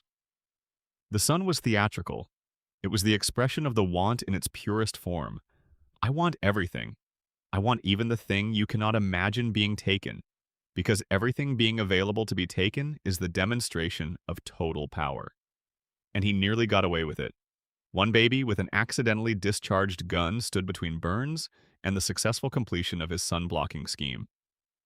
One infant, one parking lot encounter, one gun that fell at the wrong moment. The conspiracy notes that Burns was shot before anyone with adult agency and adult capability could do it. Not Homer, not Marge, not Smithers, not any of the characters with the motive and the means and the adult capacity to complete the act. A baby. An accident. The smallest and least imposing member of the Simpson family. There is a reading of this that is purely satirical. The most powerful man in Springfield was brought down by the person he most completely failed to register as a threat. Burns, whose entire operation depends on predicting and managing threats, was felled by the threat he could not see because he did not have the cognitive architecture to see a baby as a threat. He was beaten by his own contempt. And he survived, because Burns always survives. Because the machine of his survival was built too well to be defeated by a single bullet. Because Smithers was there, as Smithers always is, managing the aftermath, ensuring the treatments continued, keeping the reactor controlled. Smithers. Who has devoted his entire life to keeping a man alive who does not, in any traditional sense, deserve the devotion? Who has accepted a subordinate role in a relationship of profound inequality, because the alternative, a life outside this relationship, a life where Smithers is not defined by service to Burns, is too formless to contemplate. The show has over the years given Smithers moments of genuine interiority, moments where the devotion is complicated by awareness, where Smithers can see clearly what Burns is and what their relationship is and what it costs him. These are the most quietly devastating moments in the show's depiction of this relationship. Not the comedic ones where the unrequited nature of Smithers' feelings is played for laughs, but the still ones where Smithers is alone with the knowledge of his situation and chooses, again, to remain in it. He stays because he loves Burns, in the way people love things that have organized their entire existence around them. He stays because leaving would require becoming someone else, and he does not know who that would be. He stays because Burns would die without him, and the death of Burns, whatever it would mean for Springfield, for the environment, for justice, would also mean the end of the thing that has given Smithers' life its structure. Smithers is staying. He has always been staying. It is the one decision that has never been in question, in 36 years of episodes, that have questioned almost everything. And Burns is alive, maintained by weekly treatments and Smithers' devotion and the self-sustaining logic of a man too expensive to die. Alive for another week, and another, and another. Deep dive. Lisa Simpson and the cost of awareness. Lisa Simpson has been 8 years old for 36 years. In that time, she has been the show's conscience, the character who sees clearly, who asks the uncomfortable questions, who refuses the comfortable evasion that everyone else in Springfield has mastered. This is celebrated as a virtue in the show's framing. Lisa is smart, Lisa is principled, Lisa is right. The show loves her for this, in the way you love someone who does something important and difficult that you yourself could not sustain. But the show is also honest about what it cost her. Lisa is isolated, profoundly and consistently isolated. She has occasional friendships. The show gives her connections, allies, moments of genuine companionship, but they don't hold. They pass. The other characters move on or are moved on by the show's episodic reset, and Lisa returns to what she always returns to. Her saxophone, her books, her clear-eyed understanding of a world that would prefer not to be understood. The isolation is not incidental. It is structural. A community like Springfield, a community that has made denial its operating principle, that has built its stability on the careful avoidance of the questions Lisa keeps asking, cannot accommodate Lisa's intelligence. Not because the individual residents are malicious, but because the community's survival depends on not knowing the things Lisa knows. Lisa knows about the plant, Lisa knows about the contamination.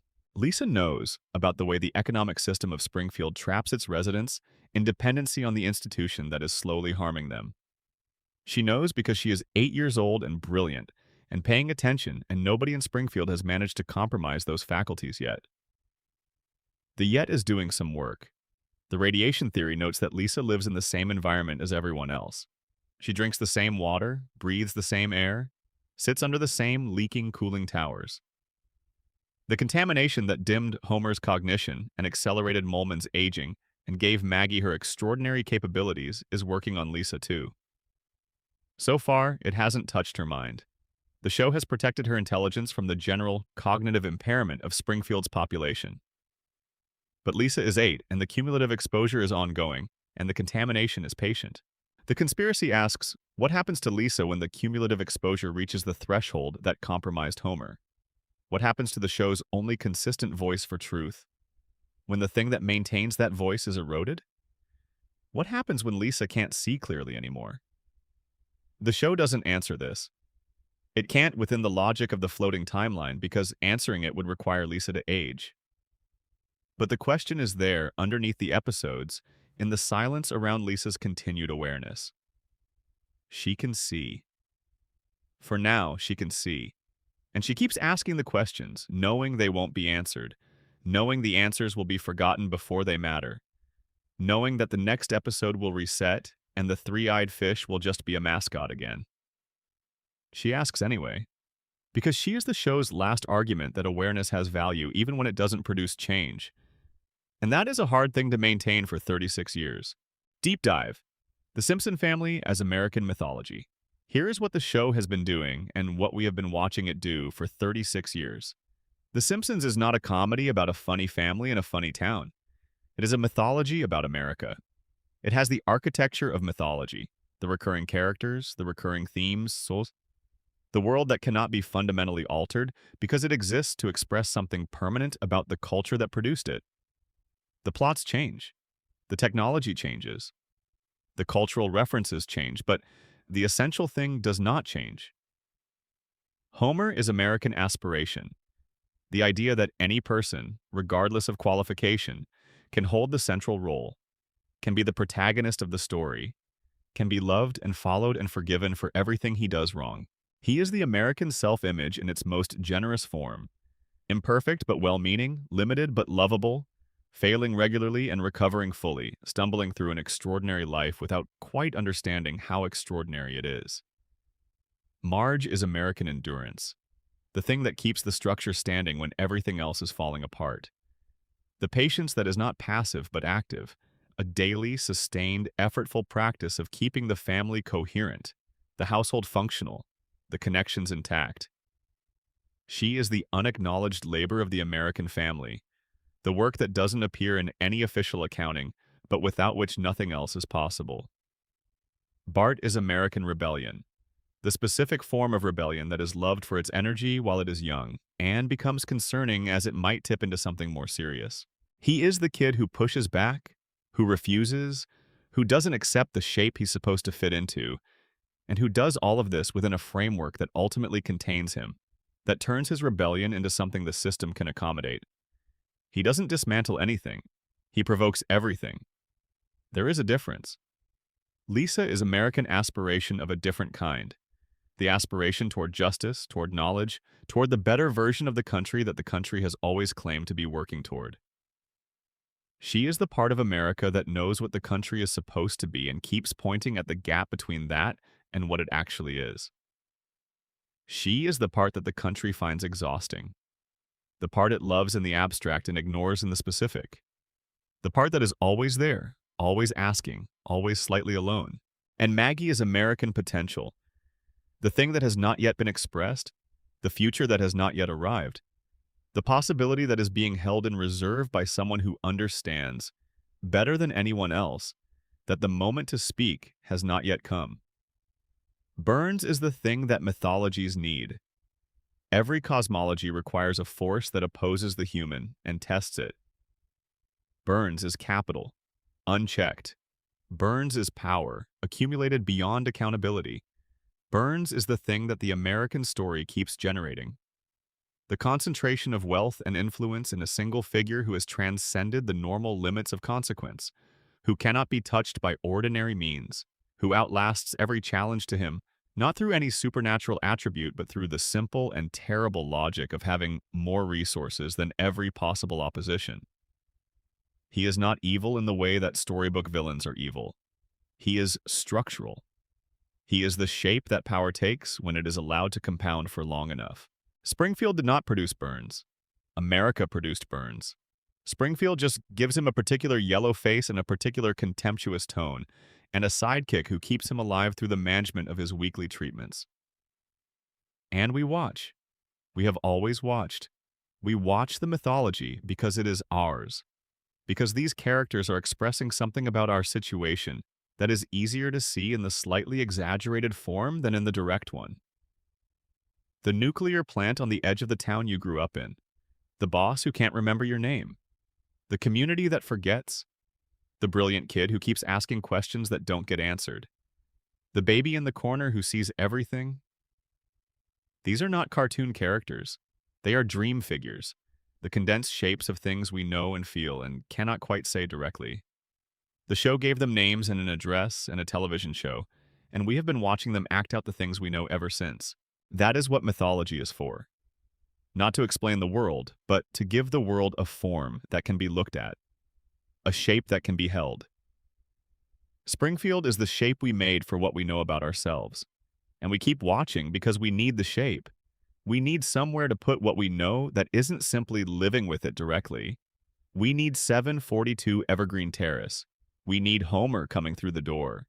We need the couch gag and the opening credits and the particular yellow light of an animated living room at 8 o'clock on a Sunday evening. We need the family to still be there, still unchanged, still waiting for us to come back. Deeper into Springfield, the things the show keeps returning to. There are images and moments that the show keeps returning to, across seasons and decades, with a consistency that suggests they are doing more than narrative work. They are anchoring something, pointing at something, insisting that there is a core to this thing that all the variation has not dispersed. Homer at the power plant, eating a donut. This image recurs in many forms. Homer, in his yellow hard hat, at his workstation with something to eat and something on his screen that should be demanding his attention and isn't. It is the show's emblem of what the show is about. A man in the wrong place, doing the wrong thing, somehow surviving, somehow fine. The nuclear facility as backdrop to an ordinary human moment. The donut as the measure of what Homer actually cares about, held up against the reactor core that represents what he is supposed to care about. The Springfield skyline. The cooling towers are always visible somewhere in the establishing shots of Springfield. On the horizon, behind the neighborhoods, part of the landscape in the way that defining features of any place are part of the landscape. They are normal. They have always been normal. They are as much Springfield as the tire fire and the gorge and the school. You don't notice them unless you're looking for them. And when you look for them, they are always there. The couch gag. The opening credits end with the family running from different directions to arrive at the same couch in the same living room. The couch gag is the show's weekly statement that the family is still intact, still functional, still arriving from their different corners of the day to this shared place. The couch gag changes every week. It is one of the show's most celebrated running innovations. But the underlying statement is always the same. We made it home. We are here. Together. Homer strangling Bart. This is played as comedy, always, but it is also a specific shape of affection.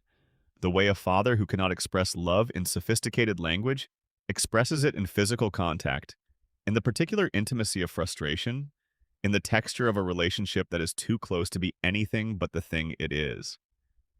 Homer strangles Bart because Bart drives him crazy. He drives him crazy because Bart matters to him entirely. The strangling is the love in an uncomfortable form. These images keep returning because the show is not a sitcom in the ordinary sense, a format that generates weekly conflicts and resolves them and resets. The show is an extended meditation on a small number of irreducible things. Family, failure, love in its imperfect forms, the gap between who we are and who we want it to be. The grace of people who try and fail and try again. All of it in Springfield, all of it downstream from the plant. All of it inside the dream, if the dream is what it is. All of it in the loop that we built and maintain and refuse to end. The weight of 36 years. There is something that happens when you watch a show for a very long time. The show becomes part of your personal history, not the character's history, but they don't have one, in the sense that time passes for them without accumulating, but your history. You have specific memories attached to specific episodes. You remember where you were the first time you saw certain things. You remember the people you watched with, the couch you were on, the particular time of life you were in when the episode aired. The Simpsons has been running long enough that it has now accumulated memories for people across several distinct life stages. Some viewers first encountered it as children and have grown up alongside it. Some discovered it as teenagers.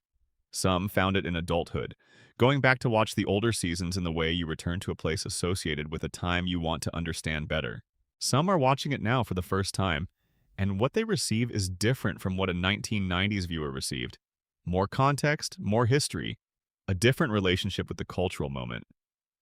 The show means different things depending on when you arrived at it, and it keeps accumulating meaning as the world around it changes and the show itself remains constant. This is what long stories do. They become archives. They become places where time is held. You can go back and watch an episode from 1992 and experience two things simultaneously: the episode itself, which is sealed in its original form, and your own experience of watching it now, which is inflected by everything that has happened since 1992, both in the world and in your own life. The show is not just about the Simpson family anymore. It is about the people who have watched the Simpson family for 36 years. It is about the relationship between a story and the community of people who have gathered around that story long enough for the gathering itself to become part of the meaning. We are Springfield. Not in the conspiracy theory sense, though the conspiracy theories have things to say about that too, but in the simple, true sense that we have made this fictional place part of our actual world. We reference it, we return to it, we measure things against it. We say The Simpsons predicted it, not just because the predictions are interesting, but because the show has been part of our thinking for so long that it feels like a participant in the events it anticipated. The characters are 36 years old, and they are not a single day older than the day they arrived. We are 36 years older. The gap between them and us grows every year. And maybe that gap is the real floating timeline.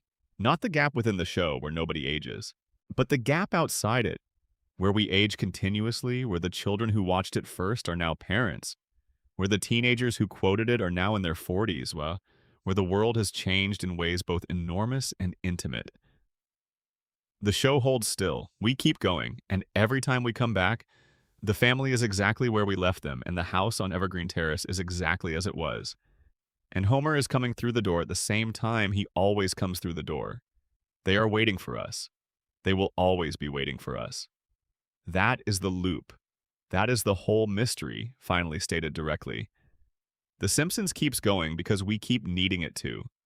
Because somewhere in the accumulated weight of 36 years, the show has become not just a television program, but a point of orientation, a place we know, a version of home that is always available, that never locks its doors, that welcomes us back at any hour with the same familiar opening notes and the same yellow faces and the same family on the same couch.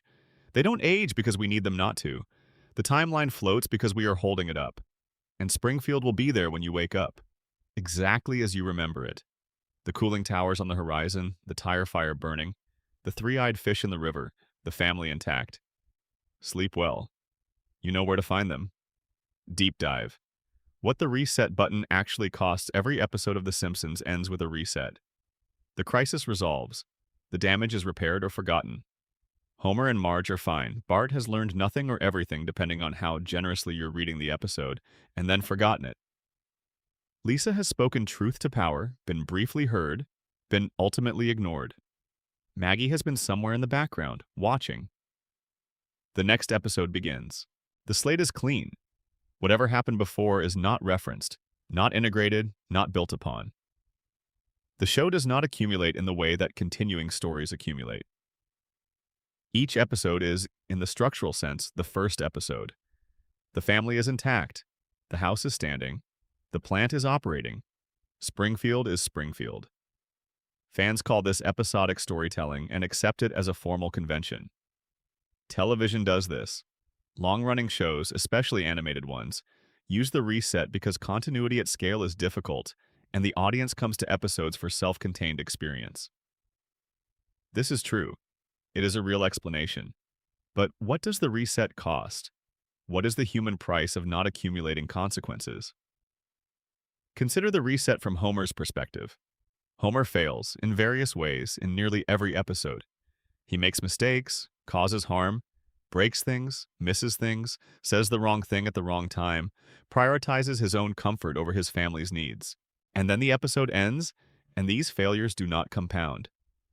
They do not produce a Homer who is measurably worse or better than he was before. They do not add up to a character who has been shaped by experience in the way real people are shaped by experience. What would Homer be if the consequences accumulated? Who is Homer if he lives with what he does? The coma theory's answer is that Homer cannot live with what he does, cannot be in the world as a person who accumulates and processes and changes, because Homer is dreaming. And the dream does not have access to the continuous thread of self that accumulation requires. Each episode is a cycle of the dream. Each reset is the dream resetting, beginning a new cycle with the dreamer in the same position, the same relationships intact, the same story available to be told again. The radiation theory's answer is that Homer literally cannot accumulate in the way that the word implies, because the cognitive damage from chronic exposure has compromised the memory and associative functions that make learning from experience possible. Each episode begins fresh because Homer's brain cannot hold the previous one with sufficient clarity to let it inform the next one. And the collective denial theory's answer is that the reset is what Springfield voted for. Collectively, consistently. Every reset is a tacit renewal of the social contract that says, we will not build on what happened. We will treat each new crisis as the first one. We will not connect this to that, will not observe the pattern, will not ask what the accumulation of all these individual disasters adds up to. Each answer locates the reset differently, in Homer's brain, in the dream's structure, in the community's choice. But they all agree that the reset is not simply a production convenience. It is a feature of the specific world, a world in which consequences are regularly voided. And what gets voided? What is the content of all those reset consequences? Love declarations that don't change anything, lesson learnings that don't produce changed behavior, crises that reveal the fragility of the Simpson family's structure without permanently restructuring it, moments of genuine connection between characters who cannot, in the next episode, be shown to carry those connections forward. There are episodes where Homer and Marge achieve something genuinely real, where the conversation they have or the thing they go through together produces a change in their relationship that feels significant. And then the reset comes, and the change is gone, and the next episode starts with them more or less where they started. What accumulates, if not the consequences? The feelings. The feelings stay somehow. Not in the characters are reset, but in the audience. We carry what the show gave us from those episodes. The emotional truths they conveyed do not reset in us the way they reset in the characters. We hold them. We remember certain episodes the way we remember experiences from our own lives. Not because something changed in Springfield, but because something changed in us while we were watching. The reset is a contract between the show and the audience. The show resets. We remember. The characters cannot change. We carry the change they initiated in us. Springfield stays frozen. We go on aging, carrying Springfield with us. This is the strangest and most tender thing about the whole arrangement. The show cannot learn from its own history, so the audience learns instead. The characters cannot be shaped by their experiences, so the audience is shaped by watching them. The story doesn't accumulate. We do. We are the continuity that Springfield cannot have. Deep dive. The show is sleep. Why this works as rest. There is a reason this kind of content, long, detailed, story-driven analysis of a familiar fictional world, works as something to fall asleep to. It is not coincidental. Sleep requires a specific kind of mental activity.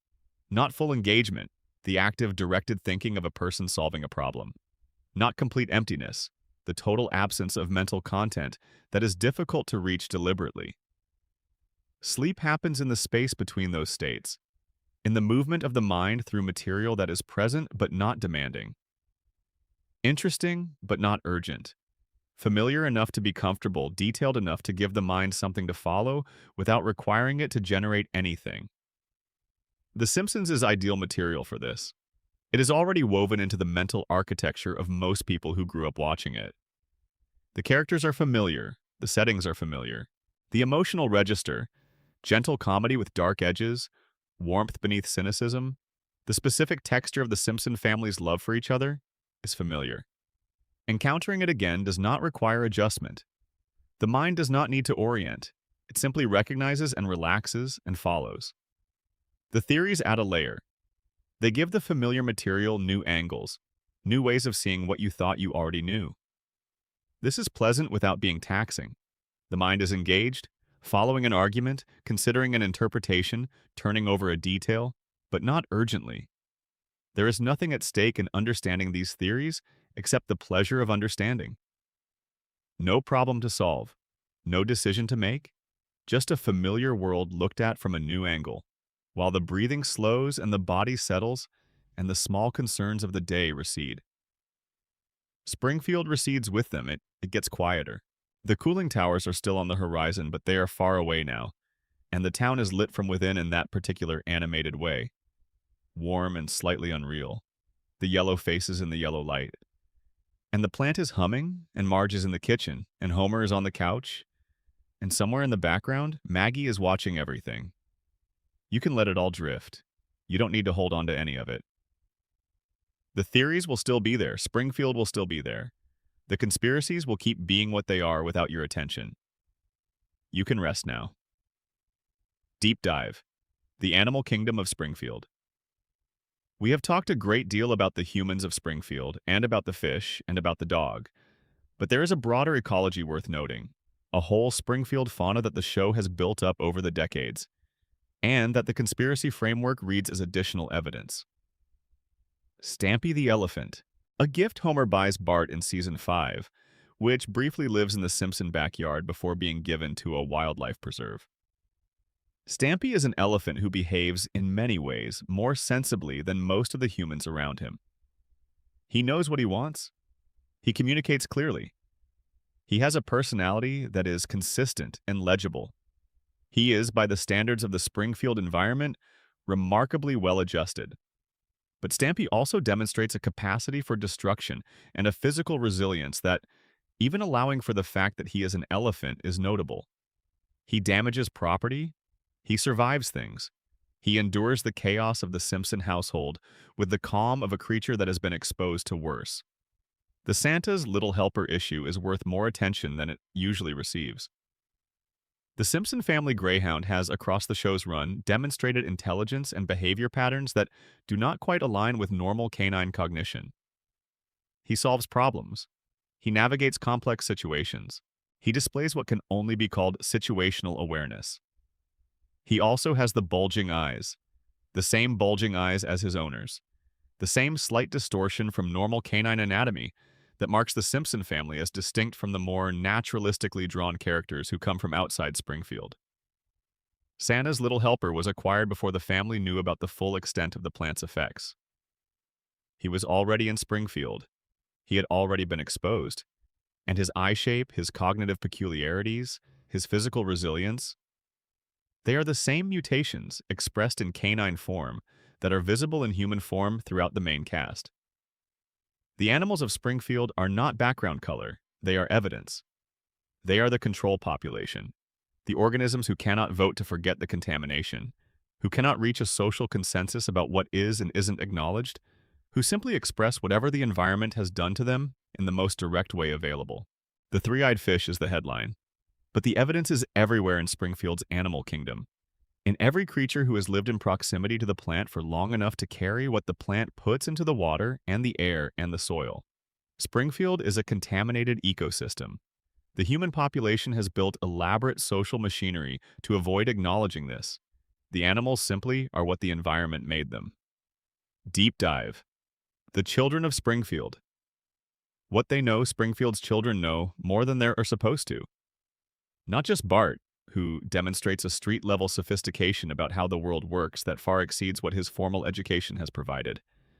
Not just Lisa, whose formal intelligence is obvious, but the children of Springfield generally, the background population of kids who attend Springfield Elementary, who play in the streets, who absorb the environment they were born into. They live closest to it. Children spend more time near the ground, which is where contamination settles.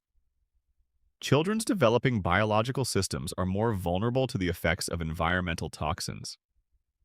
Children's brains are still forming, which means that the contamination acts on material that is more plastic, more susceptible to being shaped by what it encounters.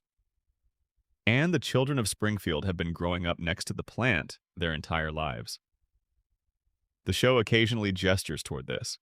The children at Springfield Elementary behave in ways that suggest a collective understanding of the world's unreliability, a worldliness that should not be present in children their age, but that makes complete sense if you assume they have been absorbing the reality of Springfield's situation for their entire lives. They know that adults are not reliable sources of safety. They know that institutions are not reliable sources of truth. They know that the official story and the actual story are not always the same thing. They know this because the environment around them has been demonstrating it consistently since before they could speak. Bart, who is the show's most visible expression of this, has been read in 1,000 ways. As a symbol of American mischief, as the product of inadequate parenting, as the representative of a generation that refused the expectations of the previous one. All of these readings are true.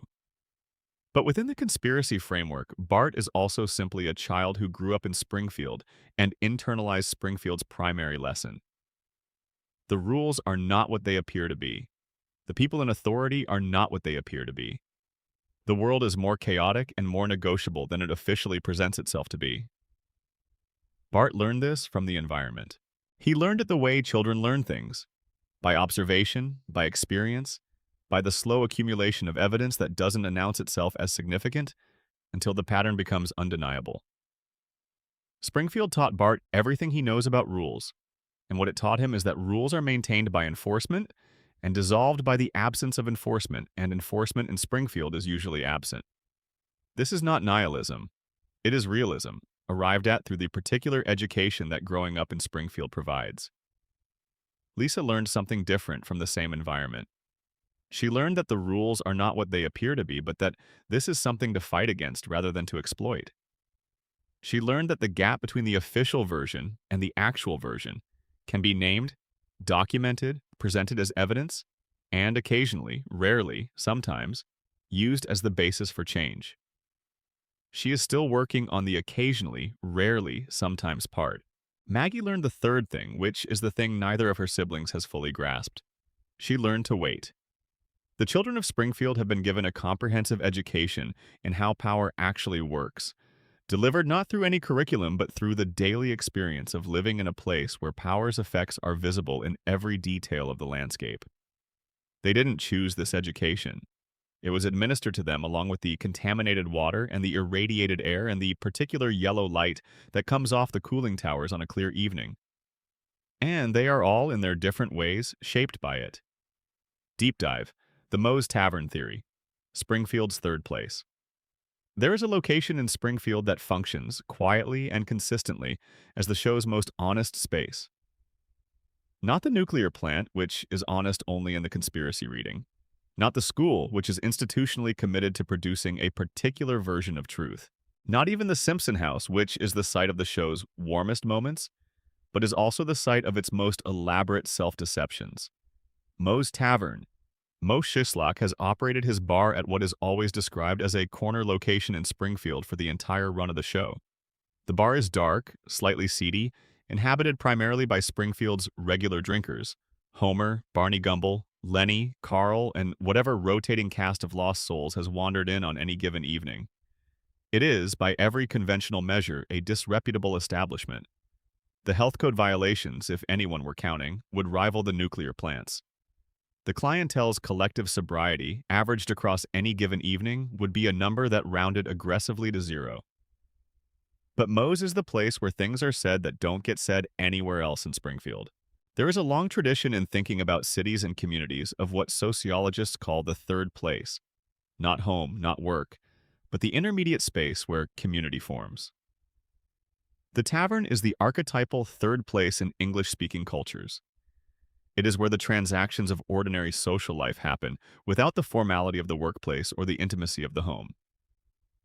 It is where status is temporarily suspended, where the usual hierarchies are at least partially irrelevant, where a person is understood primarily as a drinker and a regular and a familiar face rather than as their job or their family role. Moe's is Springfield's third place.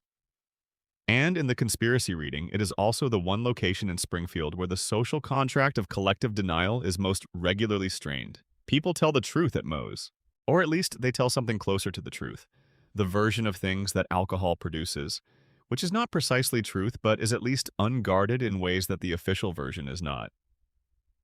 Homer, at Moe's, is less the nuclear safety inspector and more simply himself.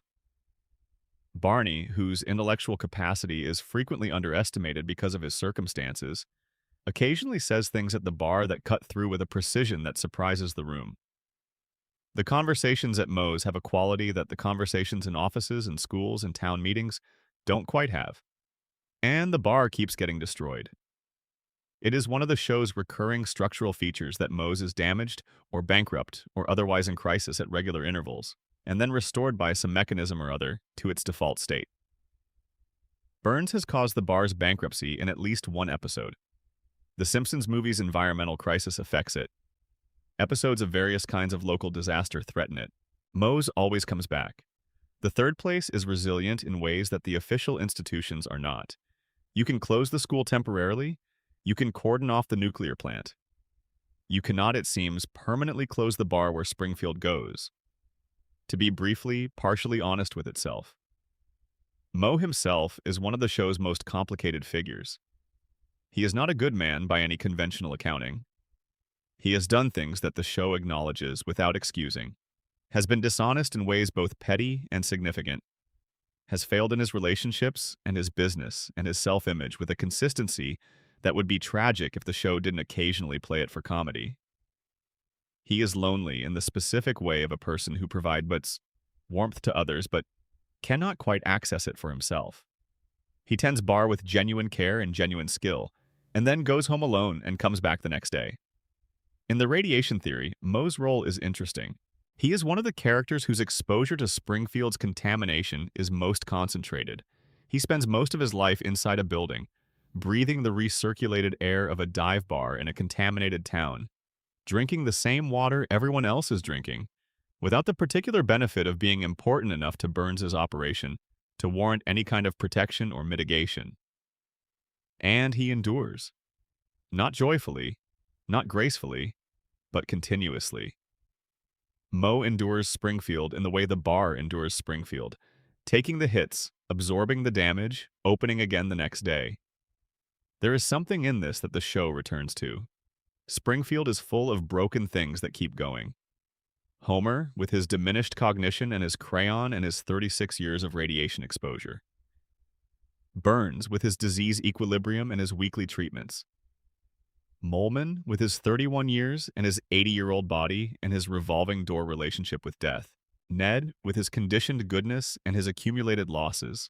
Moe, with his loneliness and his bar and his certain knowledge that closing for good is the one thing he cannot do. Springfield breaks things and they keep going. This is either the contamination producing strange resilience, or the dream refusing to let anything end, or the collective denial maintaining the illusion of continuity, or simply the nature of the place. Or all of these at once, which is the conspiracy framework's preferred answer. The bar is open. It will always be open. Someone is behind the counter, cleaning a glass that is not getting cleaner, waiting for the familiar faces to come through the door. Deep dive. The show's writers and what they were trying to say. There is a version of the conspiracy theory that doesn't require any hidden agenda from the writers. That simply reads what the writers were doing with clear eyes and notes, that the cumulative product of 36 years of a brilliantly staffed show is something that exceeds any individual episode's intent. The Simpsons writing room in its peak years was arguably the most concentrated collection of comedic and intellectual talent in television history. Harvard graduates, Yale graduates, mathematicians, physicists, linguists, people who had thought carefully about American culture, about capitalism, about power and its discontents, about the specific tragicomedy of ordinary life in late 20th century America. These people were not writing propaganda. They were not constructing an elaborate conspiracy theory about nuclear contamination and collective denial. They were writing jokes, very good jokes, with excellent comic timing and genuine emotional intelligence, and a rhythm that is, at its best, one of the finest achievements in the history of the format. But underneath the jokes, they were also people who understood what they were satirizing. They understood the nuclear plant as a symbol. They understood Burns as a type. They understood Homer as the American everyman in his most generous and most limited expression. They understood Lisa as what happens when genuine intelligence is deployed in a context that cannot support it. They understood Springfield as America. And the show they made over decades is the accumulated expression of that understanding. Every individual episode was a joke with a target.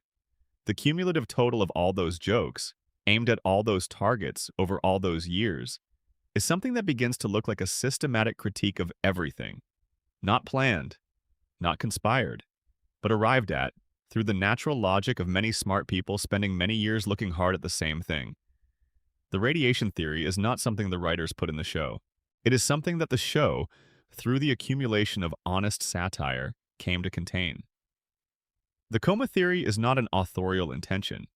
It is the emotional truth that 36 years of a particular kind of storytelling has produced. The collective denial theory is not a secret message. It is what the show looks like when you read it carefully. The conspiracies are real. They are just not conspiracies. They are the cumulative meaning of honest work done for a long time by people who are paying close attention. And that is perhaps the most interesting thing about the Simpsons phenomenon. The show doesn't have secret meaning hidden from the audience. The meaning is in plain sight. It has always been in plain sight. The audience just needed to accumulate enough of it over enough time to see what it was. 36 years, 800 episodes, thousands of jokes aimed at thousands of targets. And when you stand back far enough to see the whole thing at once, what you see is a portrait. Accurate, uncomfortable, warm and dark and honest about the distance between what we are and what we keep telling ourselves we could be. That is what The Simpsons has been doing. That is what you've been watching. And now it's time to let it rest. Final meditation. Springfield at night. Imagine Springfield at night.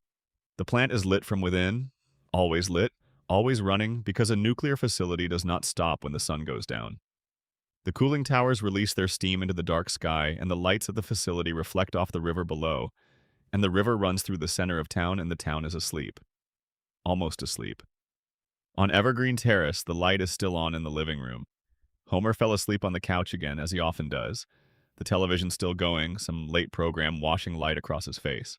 Marge is in bed, or just heading there, pausing at the landing to listen to the house settle around her. The kids are in their rooms. Bart has finally, after the late hour extended beyond what any excuse could justify, stopped whatever Bart was doing and is in bed. Lisa's light is out, but her saxophone is still on the desk, the last thing she touched before sleep, the thing she returns to first in the morning. And Maggie. Maggie is in her crib. Her eyes are open. They often are, at this hour, in the darkness that isn't quite dark enough, because the plant's lights catch the edge of the window and make a soft glow on the ceiling. She is looking at the ceiling.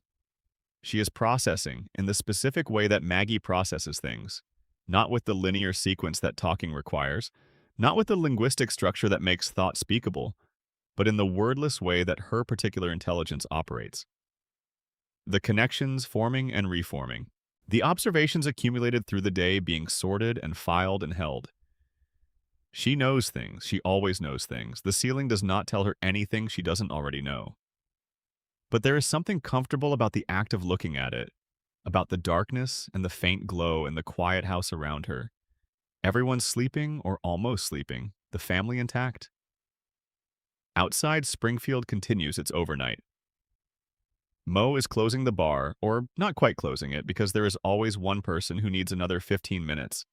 And Mo has never been the kind of person who can say the thing that would end that conversation before the 15 minutes are up. Ned has been asleep for hours, having done his evening routine with the devotion he brings to everything, and the house next door is dark and quiet and exactly as he keeps it. Molman is somewhere, alive, which is not always guaranteed, but is tonight apparently the case. And Burns, in his enormous house on the hill above Springfield, is receiving his weekly treatment. The chemicals and the radiation and whatever else constitutes the maintenance protocol are doing their work. He will be fine. He will be fine next week and the week after. The diseases are balanced. The reactor is controlled. Smithers has gone home for the evening, but the schedule is set and the treatments will continue. The plant hums. The river runs. The stars above Springfield are not visible from the street because of the light pollution from the facility, but they are there, and the fish below have their three eyes, and the birds have their odd colorations, and the town sleeps with the easy sleep of people who have stopped asking questions. Somewhere in a hospital bed, or not, the show has never confirmed it, and it never will. There may be a man dreaming a yellow house on a yellow street in a yellow town, dreaming his wife's patience and his son's mischief, and his daughter's saxophone and his baby's enormous eyes. Dreaming every adventure and every celebrity and every impossible thing, because the dreamer cannot know what is real outside the dream, and so the dream is everything. It is warm in the dream. It is always warm. The couch is comfortable, the television is on, the family is here. Nothing has to end tonight. Let your breathing slow. There is nothing to figure out right now. The theories are complete. The mysteries are stated, if not solved. Springfield will keep its secrets until morning and probably after that. Blinky will swim in his river, the plant will hum. Homer will wake up tomorrow and go to work and not understand quite enough and love his family completely, and that will be sufficient. As it has always been sufficient, as it will continue to be sufficient for as long as the dream keeps running and the show keeps going, and we keep coming back to Evergreen Terrace on Sunday evenings because we need somewhere to come back to. You can rest now. The investigation is over for tonight. Everything you needed to find is either found or waiting, and either way it can wait until morning. Sleep well. Springfield will be here. It always is. Deep Dive. The language of Springfield. There is a vocabulary that Springfield has generated, a set of phrases and expressions and ways of putting things that have become so embedded in the American cultural lexicon that people use them without always being able to place where they came from. Doe. Meh. Ambigun. Cromulent. Cowabunga. The particular inflection of Homer's grunt, the particular pitch of Bart's "ay caramba," the particular rhythm of Burns's "excellent," said softly to himself over steepled fingers. These words and sounds have moved beyond the show and into actual speech. They have been used in newspapers. Doe was added to the Oxford English Dictionary. Meh has been traced, in its current usage as a widespread expression of mild indifference to specific Simpsons episodes. The show did not invent these sounds. Meh existed before The Simpsons, but the show broadcast them to an audience large enough and devoted enough that they became standard. This is a form of cultural contamination that runs in the opposite direction from the plant's contamination. The plant puts things into Springfield and into the bodies of its residents. The show puts things out, into the culture, into the language, into the way people think and speak and understand their own responses to the world. The conspiracy theory of the predictions argues that the show shapes reality by providing cultural frames that make certain futures feel familiar and therefore more likely. The language is the clearest example of this. The show gave American culture a specific word for a moment of self-caused mishap, dough, and that word has reorganized how people process and narrate these moments. Before dough, then bang, there was no clean sonic container for that specific experience. After dough, the experience has a name, and named things are easier to share and recognize and accumulate into a collective understanding. This is what language does. It does not just describe experience, it shapes how experience is processed and remembered. The Simpsons has been contributing to the American vocabulary for 36 years.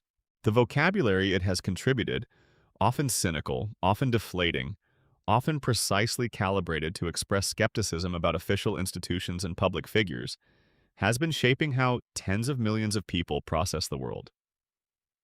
The show is not just a television program, it is, in the most literal sense, a language intervention. It has changed how Americans talk, and changing how people talk changes, incrementally, how they think. This is not a conspiracy, no one planned it, but it is an effect of scale and time and the specific qualities of the show's language. Its precision, its cynicism, its warmth, its clarity about the gap between what is said and what is meant, operating on a culture for long enough to leave marks. Springfield speaks a particular dialect of American English, and a large portion of American English now speaks Springfield back. Deep Dive, Abe Simpson, and the generation that knows Homer's father, Abraham Abe Simpson, sits in the Springfield retirement castle and tells stories that no one listens to. This is the joke. Abe is old. Abe rambles. Abe begins anecdotes that don't arrive at conclusions, makes references that nobody can follow, connects things through associations that are entirely his own and don't translate to the listener. He is the embodiment of the grandfather, whose historical knowledge is rich and whose present-day relevance is unclear, and whose stories are dismissed before they finish, because the people around him have already decided, from the first few words, that this is going to be another one of those. But Abe knows things. He knows about Mona. He knew she was alive while Homer was growing up believing she was dead. He made the choice to maintain that lie, a choice the show treats as the desperate improvisation of a man who didn't know how to explain the truth, rather than as something cynical. Abe couldn't tell Homer the real story. The real story involved Burns and the FBI and a biological weapons lab, and Mona's radicalism and the whole complicated world that Abe had no language for in the context of raising a grieving child who just wanted to understand why his mother was gone. So Abe told the simpler story. He pointed at a grave and said, "Here she is." And he maintained that story for decades. This is presented in the show with sympathy. Abe is not a villain. He is a limited man who made a bad decision from a position of limited options, and then got trapped by the decision, and then kept being trapped by it year after year until the truth found its own way out. This is a human situation. Most of us know something analogous to it, yada. The thing we said once that wasn't quite right, and then found ourselves maintaining because the cost of correcting it kept rising. But the conspiracy notes that Abe also made the deal with Burns. The deal that guaranteed Homer's employment in exchange for Abe's silence about something Burns needed silenced. Abe entered into a formal arrangement with the man who had destroyed his family, and he did it for Homer's benefit, to ensure that Homer would always have a job, would always have the economic stability that Abe himself had failed to provide through other means. This is also presented with sympathy. Abe loved Homer in the way that the Simpson men seem to love the people they love, imperfectly, without adequate expression, through practical arrangements rather than emotional articulation. The deal was Abe's version of provision. He couldn't give Homer a mother back, he could give Homer a job. But the deal tied Homer to the plant, and the plant is the thing that has been slowly altering Homer's cognition for his entire adult life. The deal that was supposed to protect Homer has been delivering him year after year to the source of the contamination. Abe sits in the retirement home and tells stories that no one listens to. Some of those stories are about things that actually happened, about Mona, about Burns, about the specific shape of what was done to the Simpson family. But they come wrapped in the rambling packaging of an old man's anecdote, and they arrive in the ears of people who have already decided that this is going to be another one of those. And so the truth stays where it has always been, in plain sight, available, contained in the stories of a man who is easy to dismiss, waiting for someone to slow down and actually listen. No one has listened yet. Deep Dive. The school and what it teaches. Springfield Elementary School is one of the show's central locations.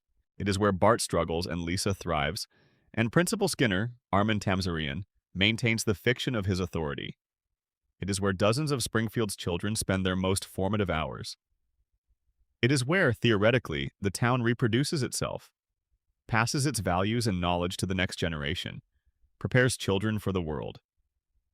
The conspiracy asks what Springfield Elementary is actually teaching. The curriculum, in the episodes that depict it, is unremarkable. Standard American public school content delivered with varying levels of enthusiasm by teachers who range from dedicated, Mrs. Crabapple, despite her cynicism, does actually care, to completely checked out. The educational outcomes are unremarkable.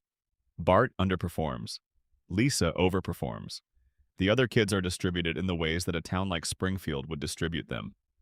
But the curriculum isn't what the school is really teaching. What the school is really teaching is the structure of Springfield, the hierarchy, the who matters to whom, the particular logic of an institution that has been shaped by the same forces that shape everything in Springfield. The school lost its oil money to Burns. The school's budget has been cut in every direction the show has depicted.